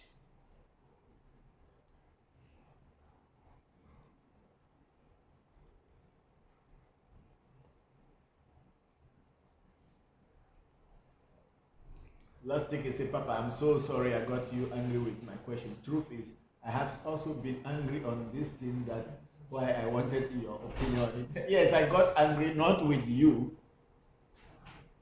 I did not get angry with you, Lustig. I got angry with the people who kept saying those things, that if our gods were powerful, why did they allow white man to come and take them? Were they worshipping the gods? Were they connected to the gods? And if yes, then I ask why the gods of other countries that our people have not become part of are also dying. Why do they go into slavery? Why do they get the Holocaust? Why do the Arabs have people killing them every day? Shooting is going on. Don't they have gods? And are we telling ourselves that the God they have is powerful than our own God? And if it is, yes, why are they also dying? So nature creates and nature destroys. So it is not because our gods were not powerful, that's why the oppressor took advantage of us. One, it was our stupidity, and also it was also because we trusted people too easily. You know, the name for the white man in my language, I kept saying it every day and every time in every language, is Ayevu. What is Aye? Trick, cunningness. To be cunning, to be trickish. That's what the Avians call Aye. And what is Vu? A Vu is dog. Whoa, whoa, whoa. That's called dog. So our people in Aviland call the white man, just like how in the East Africa and Swahili, I think it's Mozambique or something, I don't know. Anyway, anybody from there can tell me what they call I think Musu something for white man. Our people call the white man Ayevu, in the sense that when he comes and approaches you, he approaches you with innocence. He shows you how innocent he or she is, and that is coming in peace. Meanwhile, he's always holding something behind that he has not shown to you. And if you lose guard, it will bite you. So it's like you see a dog that is there and pretend not to bite and is very clever and cunning. And you think that, oh, this dog is friendly. The moment you turn your back, the dog will bite you. That's why we call the white man in our language Ayevu. And I think in Akan, they call Obroni, Obroni, Obroni. And I have learned that that word also is called Obroni. Not Obroni, Obroni, the person who comes to cheat you, the one who can cheat you, Obroni. So you can understand that our people initially opened their doors and their hearts, their minds, and they disarmed themselves thinking that these people are friends, people who have come to be with them and help them so that they can progress. And before they knew it, they had overtaken them. That's why our people gave those names. Just like today, when you see someone and you are going to be in argument, or you are going to share something, or you are going to go somewhere, oh, the person, I'm a Christian. For me, I am a Christian. You know why he tells you that he's a Christian? He wants to tell you that I'm a Christian because I am a good person. Just simply want to tell you that I am a good person, so don't be afraid of me. Or the person will say, oh, I am a pastor. Then you think that the person who is supposed to be a pastor is supposed to be very, very, very perfect. It's not, even if it's not totally perfect, but their perfection is above the normal human perfection. Oh, I'm a Christian, means I'm good. I'm a pastor. Oh, I am a perfect being. Don't expect any negative or anything. And the moment you lose God, that very Christian, that very pastor is going to take advantage of you and steal you or even destroy you. And that is what had happened. So the Ayevu is very cunning and very tricky. And now our own people have learned the ways of the Ayevu to so perfectly, to the perfection that when they want to take advantage of you, they will tell you, oh, we are Christians. Oh, I am a Muslim. Oh, I am very godly. I'm God-fearing. Wait, you will see them.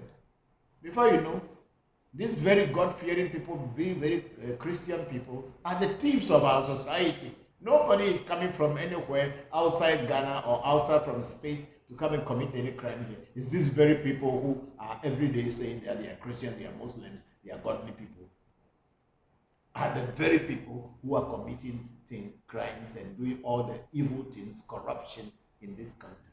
But for them, it's fine because they've already told you, oh, we are Christian. We are Muslim.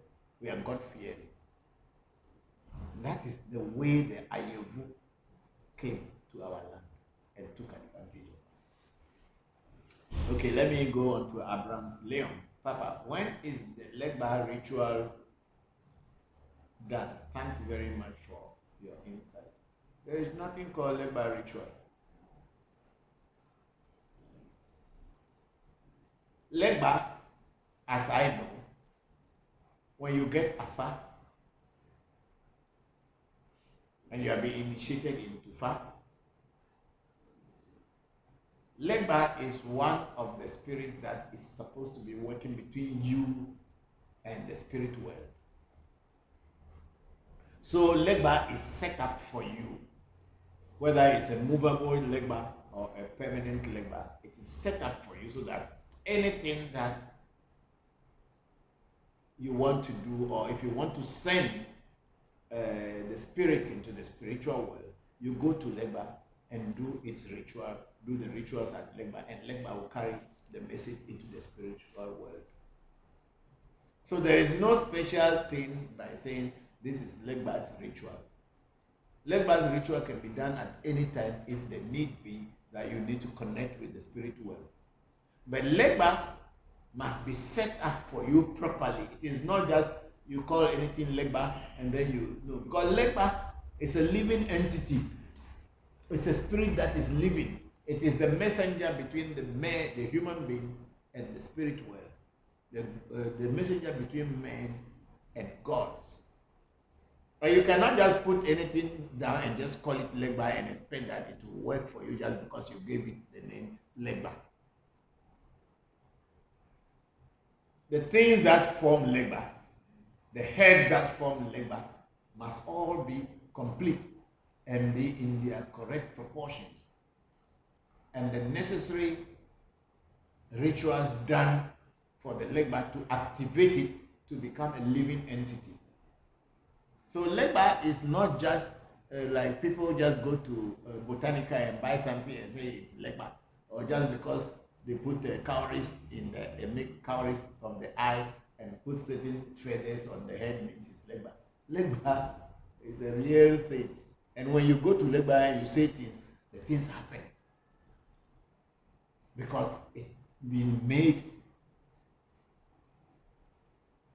with the proper herbs and other things that will make it become active and becomes a point of receiving and connecting with the spiritual world. So there is no time that they say it's Legba ritual is being done. When people in their shrines or in their houses or in their villages, there are certain Legbas we call Edu. Legba means the Legba for the whole community. Is not just for one single individual.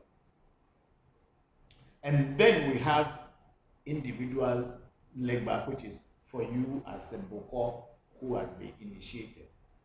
So the Edu Legba, when the town is about to, Edu means town. That's why the word Vodu. Vodu, to give freedom to the town.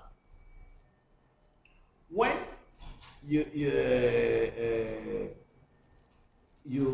the town is going to celebrate a festival or do prayers to the spirits of the town, they will approach the Legba and pray to the Legba and let the Legba know that this is what they are going to do before starting. So it is the same thing with an individual spiritualist or Bokor or Babalao who has properly been initiated, that they will tell their Legba that, oh, this is what I'm going to do. They'll feed the Legba, because the Legba is the security man, is the one that opens the doors and the one that closes the doors. Legba is the master of the crossroads, or the god of the crossroads, where confusion and misunderstanding and things are not moving on. Legba is the one you give the information to, and Legba takes it into the spiritual world and then brings it down to the physical world, bring the answers to you. So Legba is actually attended to at any time that you need to send information into the spirit world and want information from the spirit world to come down to the physical world. So these are the times that Legba is attended to. Thank you very much, Abraham Leon. And then we go to Lustig again. Yes, Papa, you are right. Most think Obroni means white person or foreigner, but the word sent from the Akan phrase Abroni or Obronipa, meaning wicked person. Yes, that's a very true. Wicked person. And I'm happy to learn the Eve version today. Thank you. Thank you very much, Lustig. Thank you very much. A lot of people think that if you say Obroni means white person, it means the person who is wicked. And in the Eve we call it Ayevu, the one that is very cunning. Trick you, you think that it's a friend, and you drop all your weapons, and then it will strike you. People have to go back to language roots to be able to know what these words that our ancestors gave to foreigners, and much especially the white foreigner. Our people were not stupid. They were overtaken because they trusted the people and they thought that the people were friends. That's what had happened to us. So it wasn't that just that our oppressors, our gods were not working. Our gods were working, and they are still working. Please like that last statement. Thank you very much, Lustig. Okay, let's go to Okay, let's go on to Clubhouse and see if there's anybody who wants to say anything or have any comment with so far the things that we have been talking about.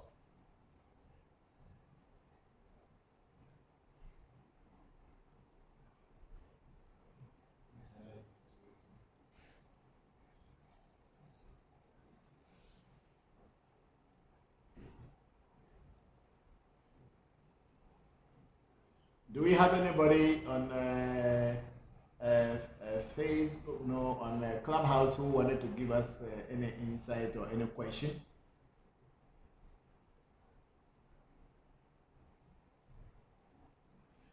Okay, we don't have anybody in the Clubhouse yet. And then Facebook too, we have had our last person from Lustig who gave us a very interesting, saying the word abronipa means somebody who, or abroni or abronipa in a tree or in a can, which means a wicked person. So when they say obroni, obroni, obroni, please understand that our people call them wicked people, people who deceive you and they are wicked towards you. That's what it is. They came as friends, but they weren't friends.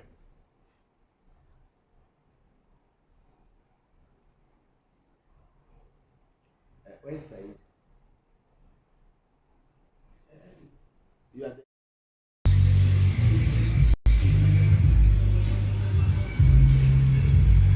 Come so I can answer you. Playing videos, a lot of people left. Please, we just bring the videos out as interlude because we're not getting any.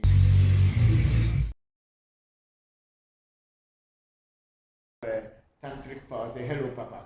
Are there priests who work exclusively with witches?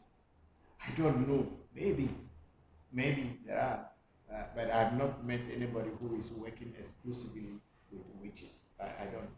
There may be, definitely, people choose to work with anything that they can benefit from. So some people may be working with witches because maybe it is the way they can benefit. But I've not met anybody who is working exclusively with witches. Yeah, I don't know. But that doesn't mean it does not exist. It may exist.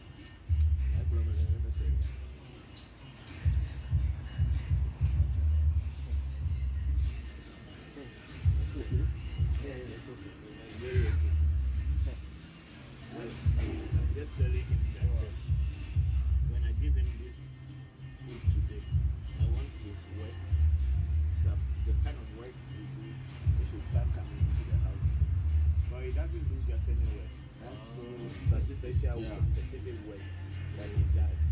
So when like some human being can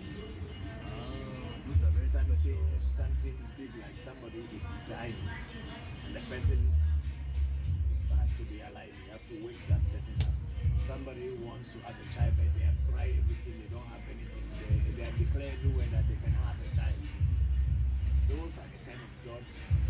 This one is lost causes. Big work, not This is lost control. Lost cause that all fail last off.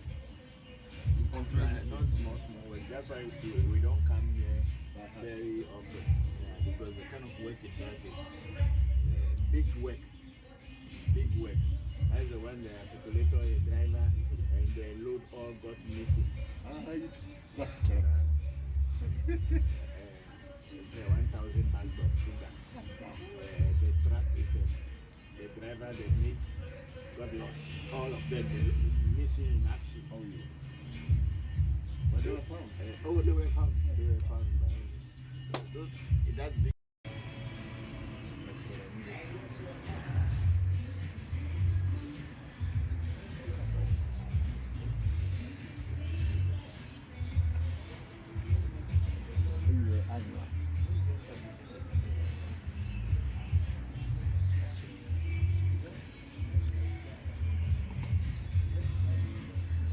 That's our way.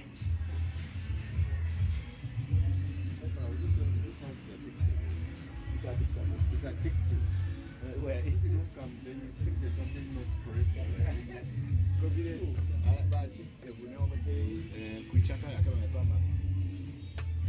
You use the glass. We use this home glass.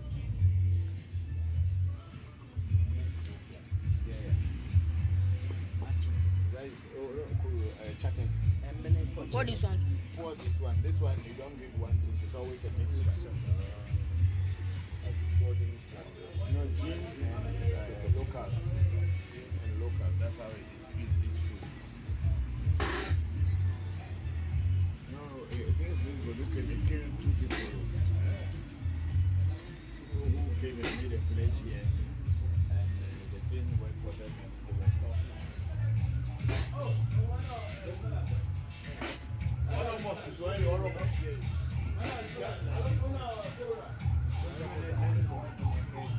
You are case to at your school. Those days, yeah. When it was in the university, you wanted to expel him from the university. Not just me, 3 of us. So it's $1 million case because it's very expensive. It's our white nation. Everything that we do, we should always be white. We should be victorious.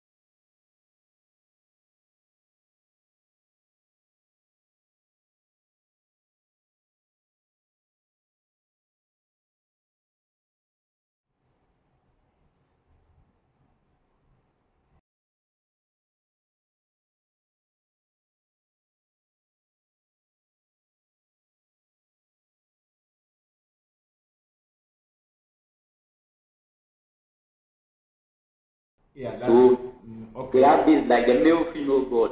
So Yes, yeah, that one too is there. That term that they use. Like God is both a male and a female. just So like they call her that Atana Nyumbo. yeah. So in the Ga language, God has a female aspect and also have a male aspect. So when they are saying Na, they are talking about the female aspect of God, the divine mother, right? Yes, exactly. So yeah, it's only in Christianity they don't have a woman God. You don't notice because in Christianity there's the Father, the Yes, Son. I think Mary. No, Mary is not. Mary is human being. It's not God. Mary was a woman being that born Jesus. She is not. She wasn't God. I'm talking about the Christian cosmology. It's only in Christian cosmology that no female God exists. That's why they have the Father, the Son, and the Holy Spirit. Where is the female one? Father was there, the Son was there, and then there was Holy Spirit. Why won't be the mother? Why shouldn't it be the Father, the mother, and the Son? Are you getting my point? Oh yeah, I'm getting you very, very So well. it is only in Christianity that no female born anything. It is man who born man. That's why Catholic priests are all homosexuals. Sorry to say so. Because there's no female. Everything is man, man, man. So God is man and he born Peking. How did God who is man born Peking?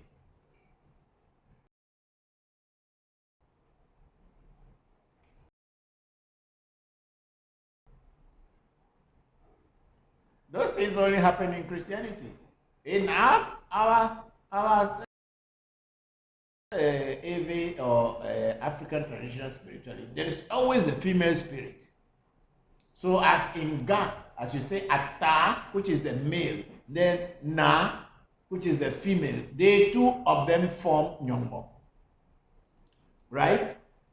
Ata Na Nyongbo. Because the two of them form God. Yes. The two of them form God. Then in Hinduism, let me take you away from African traditional spirituality a little bit. And when you go to Hinduism, you will see that it says Shakti, Shaktam Brahma. Shiva Shakti Atmakam Brahma. Shiva Shakti Atmakam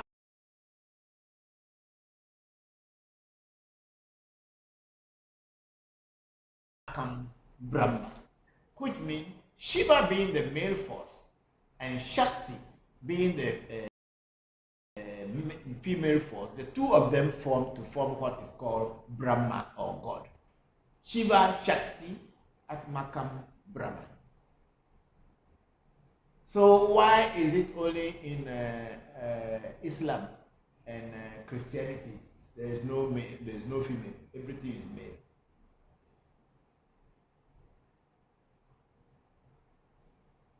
People don't even think about it, and people don't even think of asking questions about this.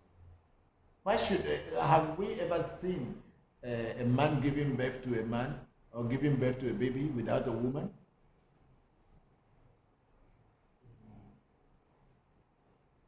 In every concept, we say Mauga Sobolisa, Mauga Kitikata, and then the female aspect which be Ese. Mau Ese is the one that born human beings. And I believe that you go through all other African traditional spirituality, there will be surely the divine mother, or there will be surely a female force that is part of God. It's only in Christianity that everything is man. And people don't even question it. And that has been imposed on us so much so that we believe that that is true, that there is no female within God. I believe in Islam there is no female God. It's only Allah. And then finish. Allah doesn't have any other person. Which is okay for them, not for me. Because God is positive and negative. That's why everything had been created in pairs. Day and night, they are paired. Huh? The sky and the ground, they are a pair.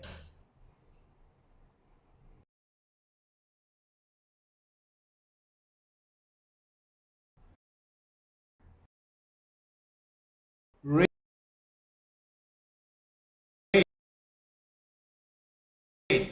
and dry season are paired.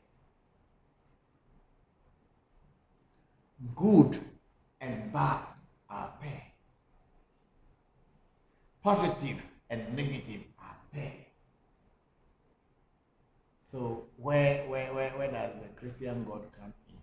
Whereby everybody is talking about as if God is a man and a woman staying in the sky. Bees and ants have to take grace from the female to the male or the male to the female to cross. So why we are saying that God is only man? So in Christianity, our people know God long time before the Ayevu came. And we knew God as a female counterpart. The Divine Mother is always there. And it was because these religions came with a machismo type of way of controlling people, that man is superior to everything. That's why they removed woman from the equation. And that is, today we see men trying to control women or be above women, as if women do not play any part in creation. Women are gods. They are the one who created this world, and they continue creating. Since the days of Adam and Eve, or Hawa and Adamu, as in Islam, who again had been creating human beings? Is it not the woman who carries the baby until they're born? Whether it is in animals, in plants, or in human beings. I think the only thing that the male has to born is the seahorse. But that one too, the female has to cross it before the male gives birth. Maybe the male that we are calling is actually the female, but we don't know. So this world is a real world, and everything has been defined and is proper. But we are using the lens of stupidity to be judging it, and we are telling stories to ourselves that do not exist. Nuku, thank you.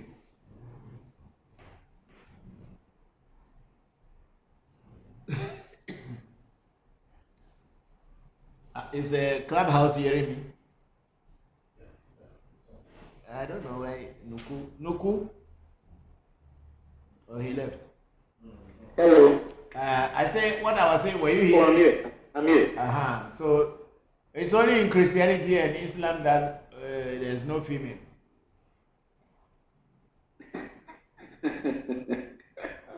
Yeah, and they are the two religions and it is these two religions that have caused havoc and pain to humanity. It's these two religions that are always going to war, destroying one another and killing innocent people.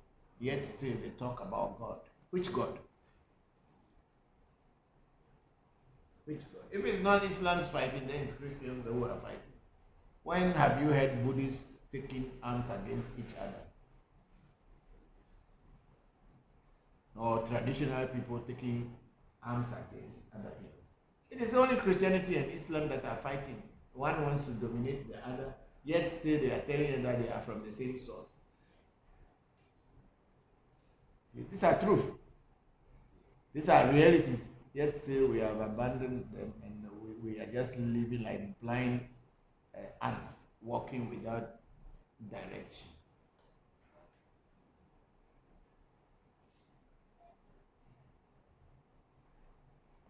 I'm not here to tell anybody where you should belong. When it is your time, nature and your destiny will bring you to where you are supposed to belong. We all pass through stages before we got to where we are. Okay, on YouTube we have Travels of the Spirit. If someone received talisman from a priestess that they now no longer trust, is there a way to discard of the talisman respectfully? I wouldn't want to disrespect the spirit. Okay, Travels of the Spirit. That depends whether that talisman was real or whether that talisman had a real spirit embodied in it. If someone had given you a talisman that was a real talisman, and the talisman had embodied a particular spirit that had worked for you, you would know. God, other people may not know, but you would know because you are the one who possessed it. So you would know. If it was a real spirit, then there is no way for you to discard it because you only have to find out what should be done to reactivate it in case it's not working. Because real spirits are always there. They may be quiet for some reasons, which you need to find out why they are quiet, in case they were active in the beginning, if it is a real spirit. Real spirits do not leave you. If you make mistakes,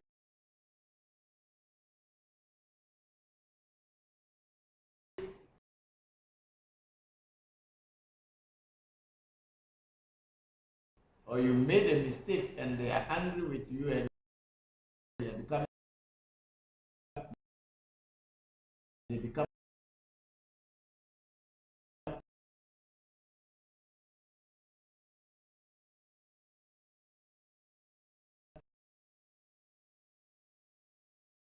quiet, that doesn't mean they have left you. When they are quiet, you have to find out why they are quiet and if there's anything to do to activate them. Don't throw the talisman away if it's a real talisman. But most of the time, a lot of talismans are just scam. They are not real. Then people hold on to them because their teachers told them, oh, this is the power. But after you yourself has experience with it and it is not telling you or making anything or not changing anything, then it's a scam. But if it is a real spirit and had worked with you before and after some time became quiet, then that means there is something that is going on. Either you are making a mistake or somebody is trying to stop the spirit from working for you, or the spirit itself decided to go quiet. You must find out what is wrong and fix it, and it's working for you. So, and find out why it is no more working. Do not belong to anybody. They are universal beings. A spirit can be given to you by a master. And if that master became your enemy, the spirit is not your enemy. The spirit will still work for you. If you yourself, you are clean in your heart and you are very earnest and honest about working with that spirit. Your teacher can do everything, but your spirit will always be active with you. Thank you very much, the Travels of the Spirit. And then we have that boy from 305 say is again asking where to get Gufa dust. That boy from 305, I don't know what is Gufa dust.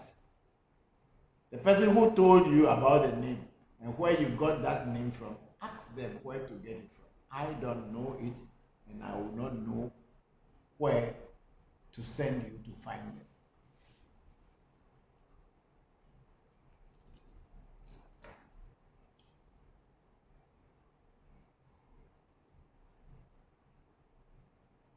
Okay, we have on Facebook Ivan Raimondo. Is it possible to bring our jewelry for a protection ritual? Yes, it is possible. It is possible to bring your jewelry for or we have to put, or people that you bring it to have to put into that jewelry in order that it. Then we have our big sister Oluchi. Don't be sorry to say so. The truth has to be told. Thank you, Papa, with peace and love. Thank you very much, big sister. Yeah, sometimes I have to say I'm sorry because a lot of people who are listening to us are all not on this path. Some people are on this path only to find a way to criticize. But the truth has to be told, or have to be told. That's true. The truth has to be told. So whichever, whatever. But it is not everybody who is listening and watching us is on this path. Some are here only to find a way to criticize and insult. So sometimes I have to say I'm sorry, but this is it. Thank you very much, big sister Oluchi. I love you so much.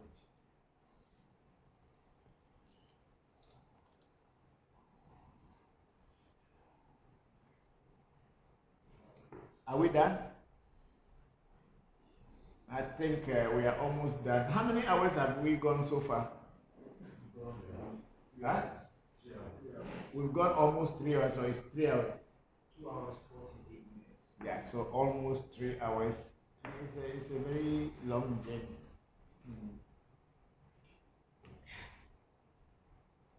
So,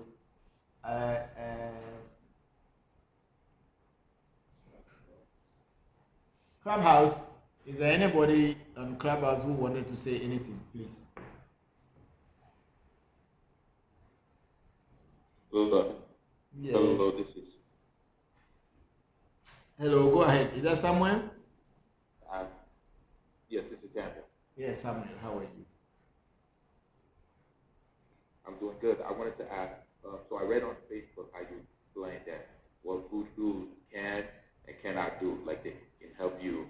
Like you said, they won't just make money out of thin air, but they can help you find a job. Can you explain that a little bit more? Okay, thank you very much. I want everybody to understand and to know that voodoo is a spirit, and voodoo cannot and would not give you physical money. Voodoo can never give you physical money if it is voodoo.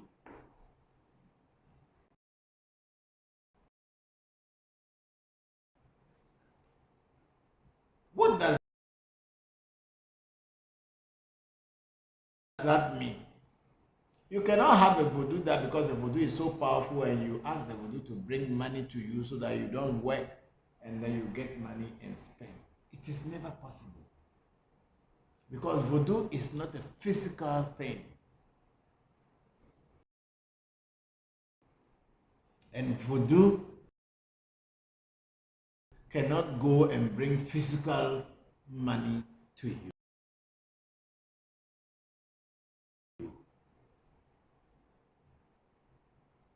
However, you can ask a voodoo that you have to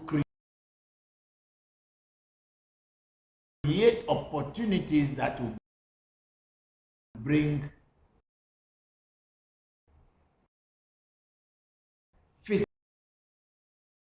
physical money to you.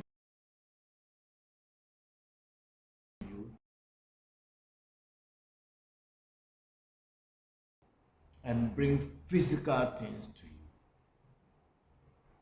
And the voodoo will definitely go, if it is a real voodoo, I always say so, will create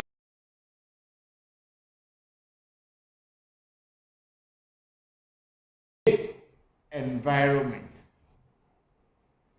that will bring people that can come and do business with you, and then you will eventually get physical money out of the physical business you do with the people. Voodoo is not a bank, and it can never give you physical money. But voodoo can create opportunities that can bring physical money to you. But voodoo by itself can never go and put money on your table or in your wallet or in your house or at your shrine that you should pick. No. If you see money in your shrine, then it's somebody who put it there for you.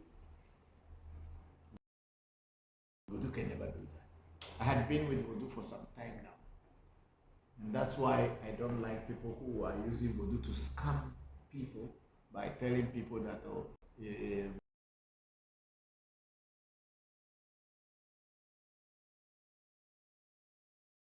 voodoo will bring money to you, you become rich, and let me voodoo that makes money. No voodoo makes money. It's a lie. It can never be true. Then it's not a voodoo.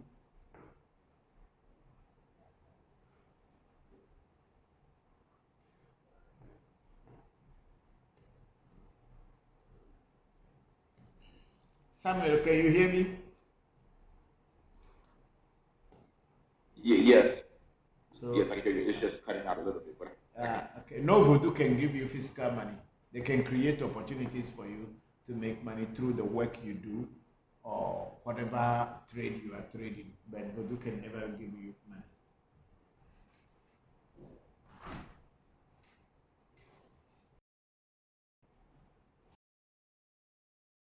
thank you. And my next question would be, I also read about attraction, how the power of attraction, how it will help you do that too. I just want to ask about that. Like, how important is attraction? Okay. Just like how voodoo can bring people to you to do business with you, it's all embedded in the attraction. A voodoo can bring people to be to you and then money. It has to create people to be able to get closer to people with people. What you are doing to let you people towards whatever business, profession, or whatever you are doing, and people will closer to you. And to people coming to you, you'll be able to do physical business and make your living out of it. Crab soup, or banku and tilapia, or whatever, or rice and chicken or hamburger on your table. No. But voodoo can make you get attracted to people who probably are doing lasagna or doing what do you call it, hamburger and all this, and they'll come to you, and then you tell them, oh, I'm hungry, I need hamburger, and then so we have the hamburger because we are making hamburger, and they can give you back. Voodoo by itself cannot bring voodoo, hamburger through the thin air, come and put on your table to eat, but it will bring people who will come and give you hamburger to eat. But voodoo cannot give you hamburger by itself. Say that, oh, you can get money, you can become rich by doing this, by going through voodoo, and the voodoo will bring this in, and you open your door and there will be money in your door. Those people are thieves. They are not practicing anything voodoo. They are only there to get you and take your money. It's a lie. It never existed in our ancestors' their time, and it's not going to exist at this time.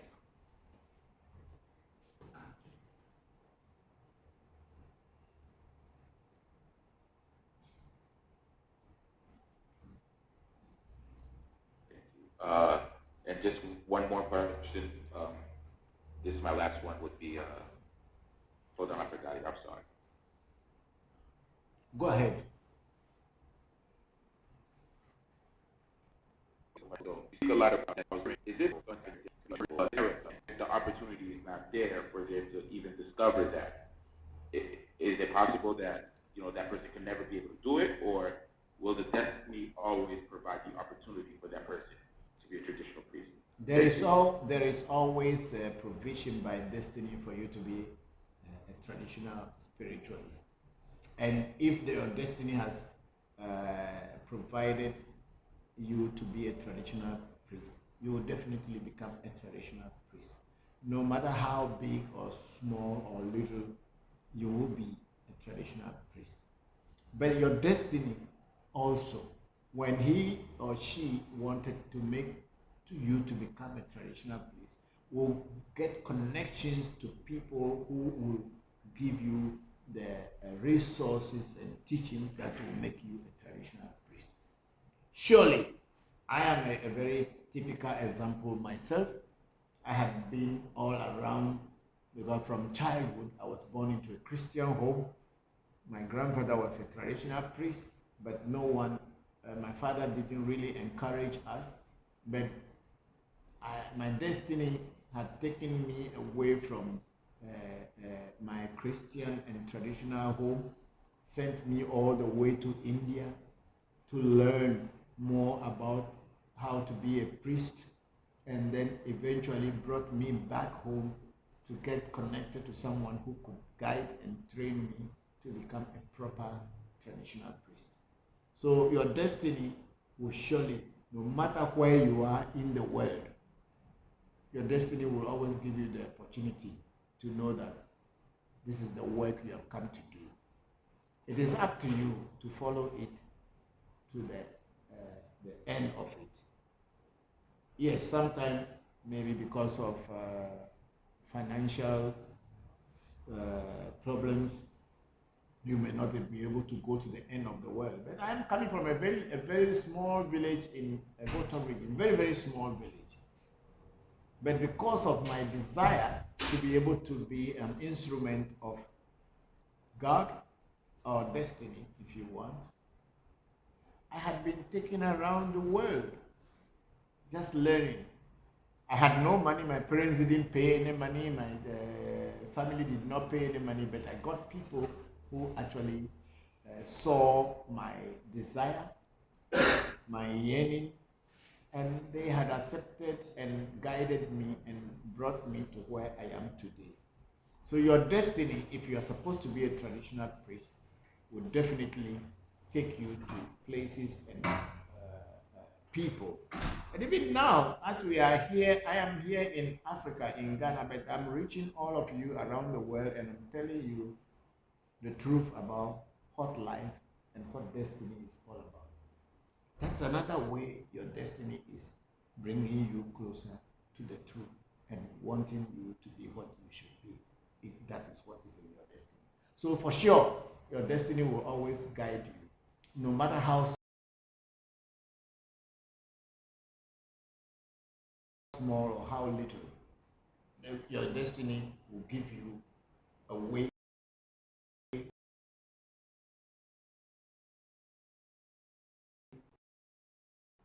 to follow. And then it is up to you. If you really wanted to be what your destiny wanted you to be, the destiny will also create opportunities for you that you will be.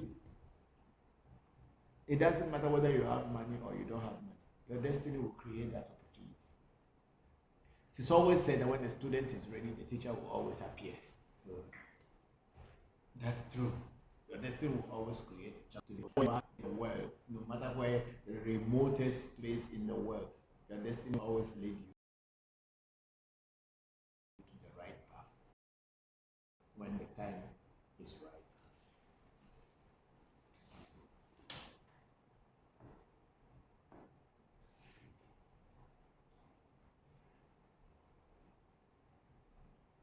Thank you. Thank you very much.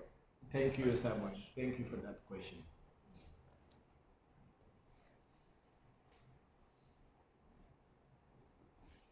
Okay, wait.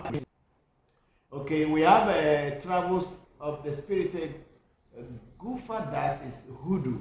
He will have to ask a hoodoo person. Okay, thank you. Never heard about Gufa Das and I don't even know what it is. I'm not interested in knowing what it is. So, Mr.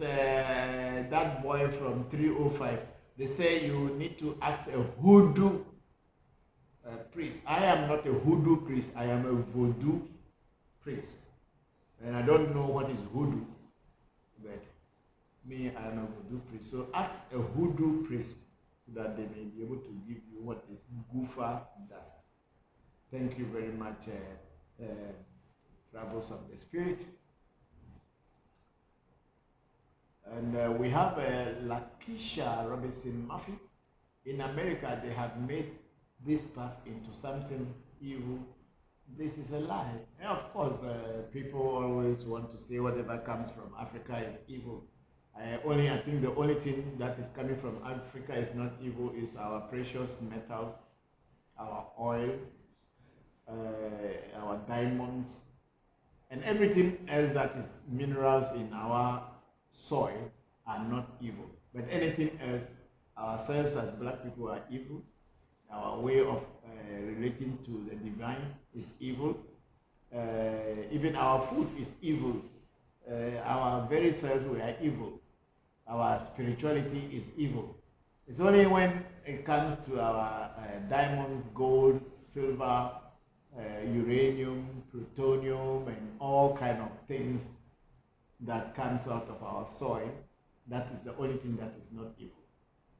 So it's fine. We don't have a problem. The awakening is happening and it will continue. It may not be completely realized in my lifetime, but then it will not stop there. It is coming and it will hold. So Lustig is saying again, Papa, can you tell us something about the baobab tree? I've learned that it is the mother of trees and has great spiritual significance. How true is that? Lustig, I'm not very sure how true is the baobab tree, but baobab is across Africa. From West Africa all the way to East Africa, the baobab tree is regarded as a very powerful and a spiritual tree. The Aves call it Ajido or Adido. And we say in Ave that Nunya Adidoe Asimetuneo, which is one of our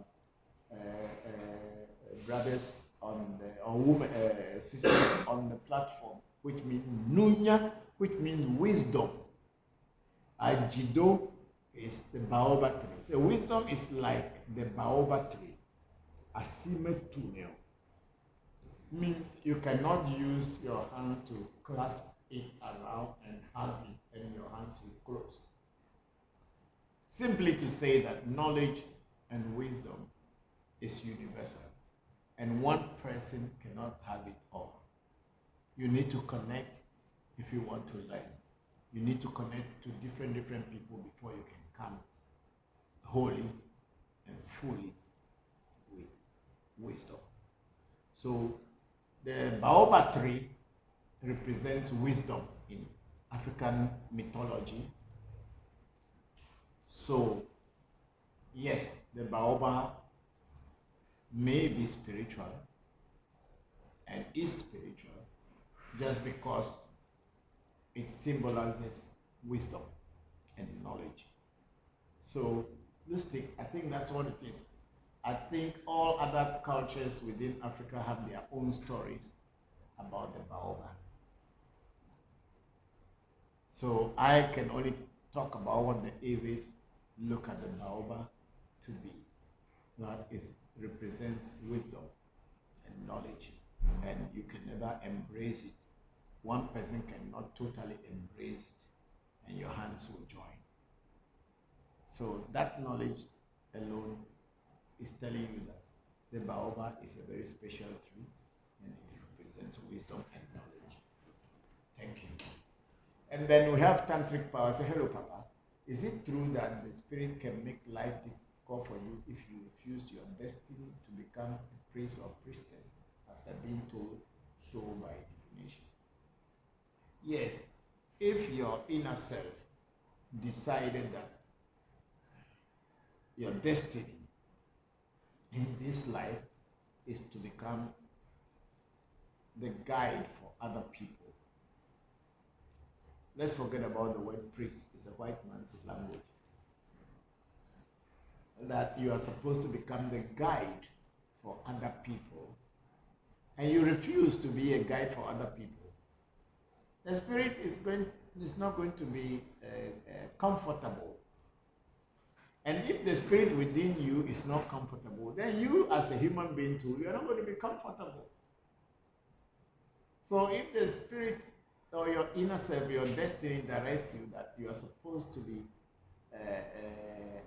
helpers of human beings, like in the case of the Bible of the Jesus, it says fishers of men.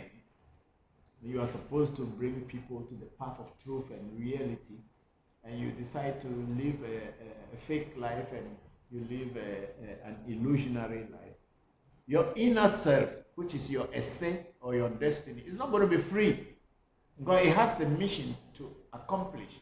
It has a task to do before going back. And you, as a human physical being, you are denying it what it's supposed to come and do in this world. So it's not going to be free. And then you, who is the embodiment of that destiny, or the cover of that destiny, how do you expect to be free? It's just like in our culture, we say you are cooking kinky. You put the kinky on fire. And you put fire under, you put the kinky in pot and put it on the fire. You put fire under the kinky pot. As long as the fire is burning, I tell you, the water will be boiling inside the pot, and the kinky too will not be free.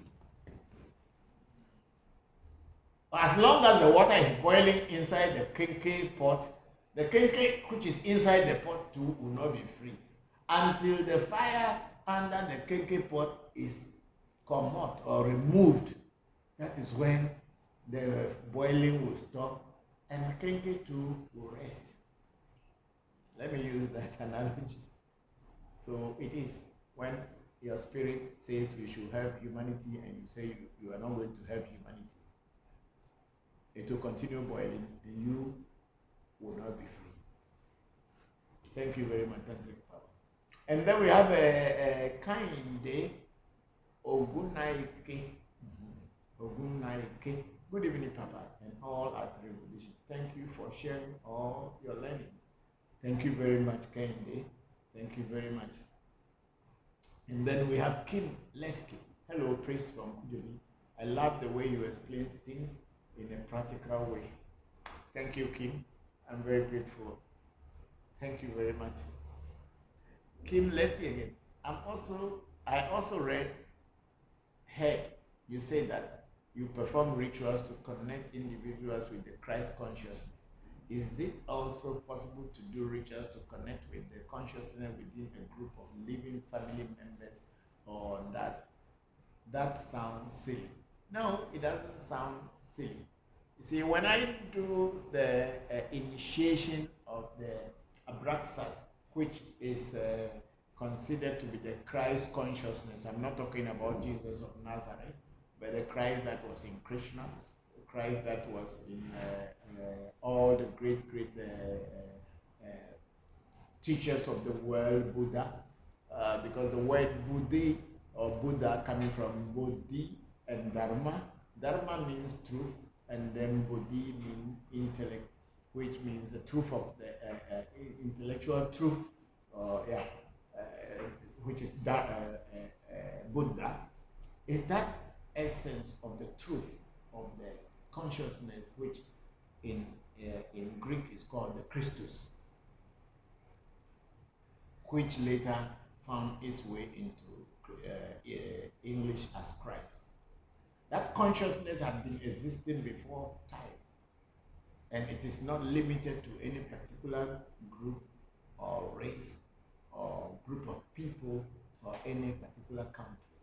It's an universal energy, and it is always there for anyone who can tap into it and draw it and make use of it. So connecting you with a group of living family members would be when you are connected on the psychic plane through an initiation or whatever. Now you can now connect with your family members, wherever they may be, through the rituals that you may do after you are connected on the psychic plane. But the physical plane is limited. But the psychic plane is a vast plane that transcends everything: God, spirit, nature, human beings, whatever. So if you are connected on that plane, it makes it easier for you to be able to connect with things that are not even visible to you. So your question is not a silly question. It's fine. Thank you very much, King. Let's keep. It is the first is how to connect on the psychic plane. And once you are connected on the psychic plane, you can connect to any energy, any human being, anything, anywhere. And when I look into my mirror, I can be in the US, I can be in Russia, I can be anywhere, anytime when I look inside the mirror, because I can connect on the psychic plane. Thank you very much, King Leski. Very grateful for your question. So where are we now so that I can close? I'm tired now.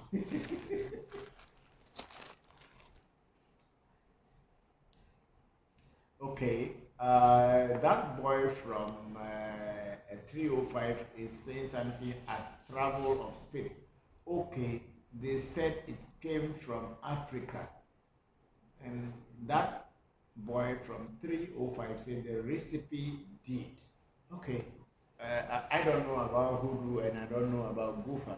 So Travels of Spirit is saying that you can go to hoodoo priest. So why don't you just ask the people who are telling you that it came from Africa, that it is the recipe? Why they could not tell you where to find it? Why are you looking for it at my place? The people who told you what it is and where it is, the recipe, why won't you just ask them where to find it? Thank you, that boy from 305. Anybody on Clubhouse wanted to say anything?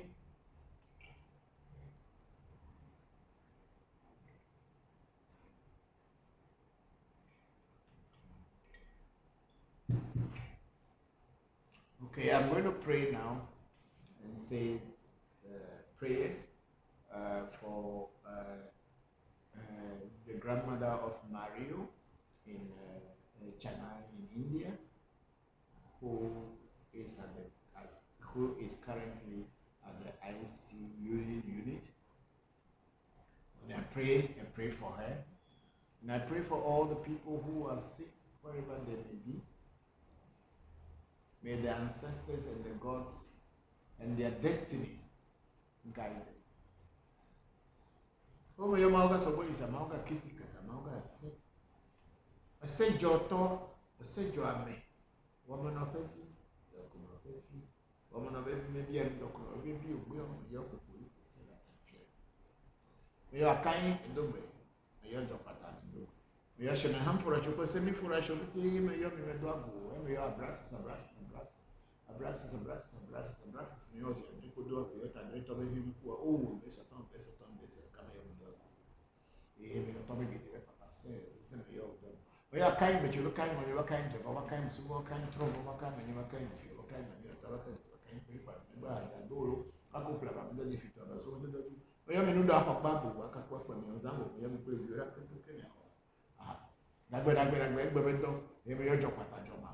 For comment voir le tu voir vous me gbere kokoro ko atore performance job ni o he job ni mo to ya mo ju to anu ko le be ni le pe mo to ba jo tu so pe lu mo na to pe ka job pata be eli happy e jo wo ba job ni job pata be fia job pata no tro me be da mo lo avi fa be eli dina job pata le no ani happy ya ajo lo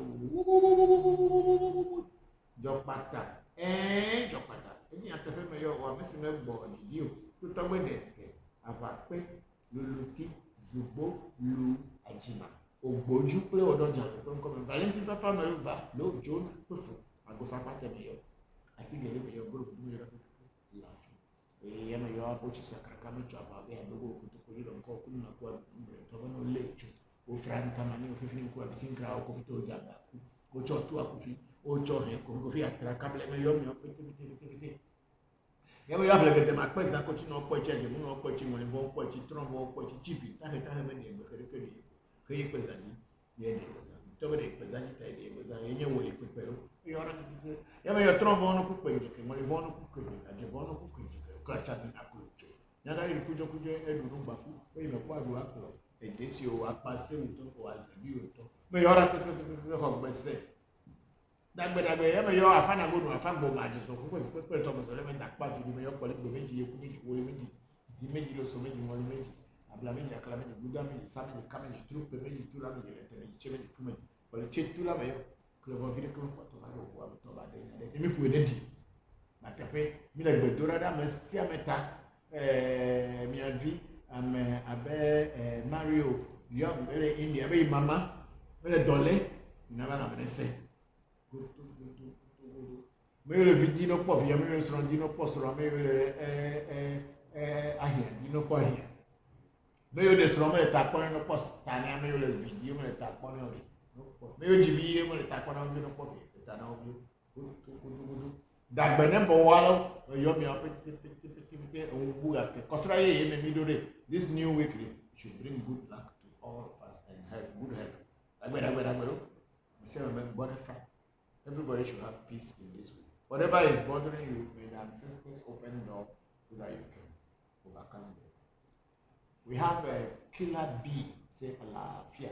Thank you very much Killer B alafia.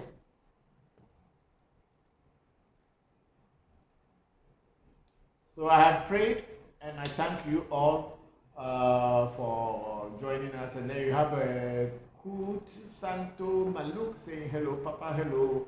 Maluk, how are you? Thank you very much for joining. You are almost at the bottom. You are almost at the last part. Your face looks like the same as other people on there. Thank you very much for joining.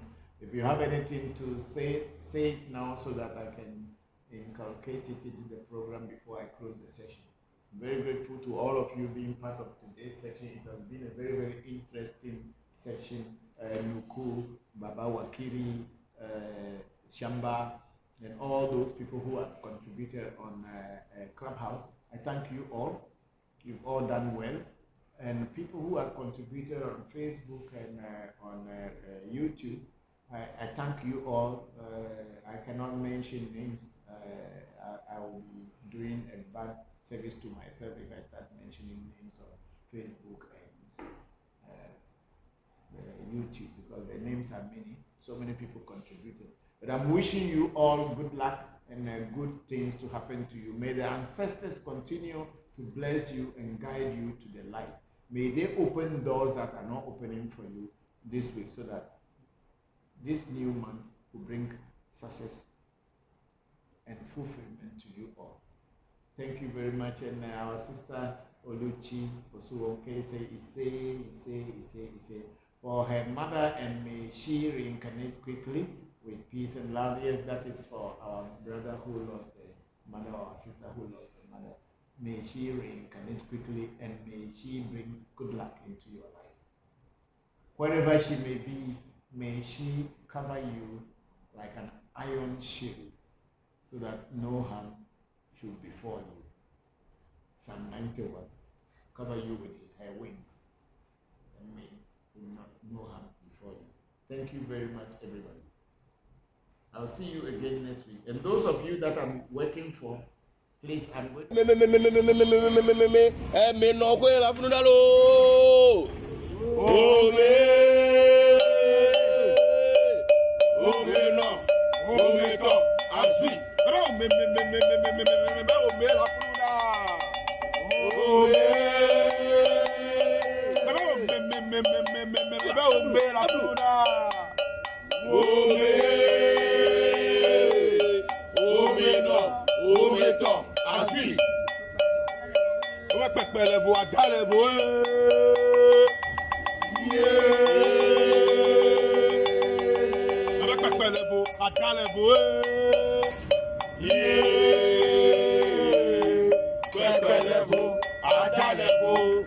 fiaya. Oba pepele vo adale vo.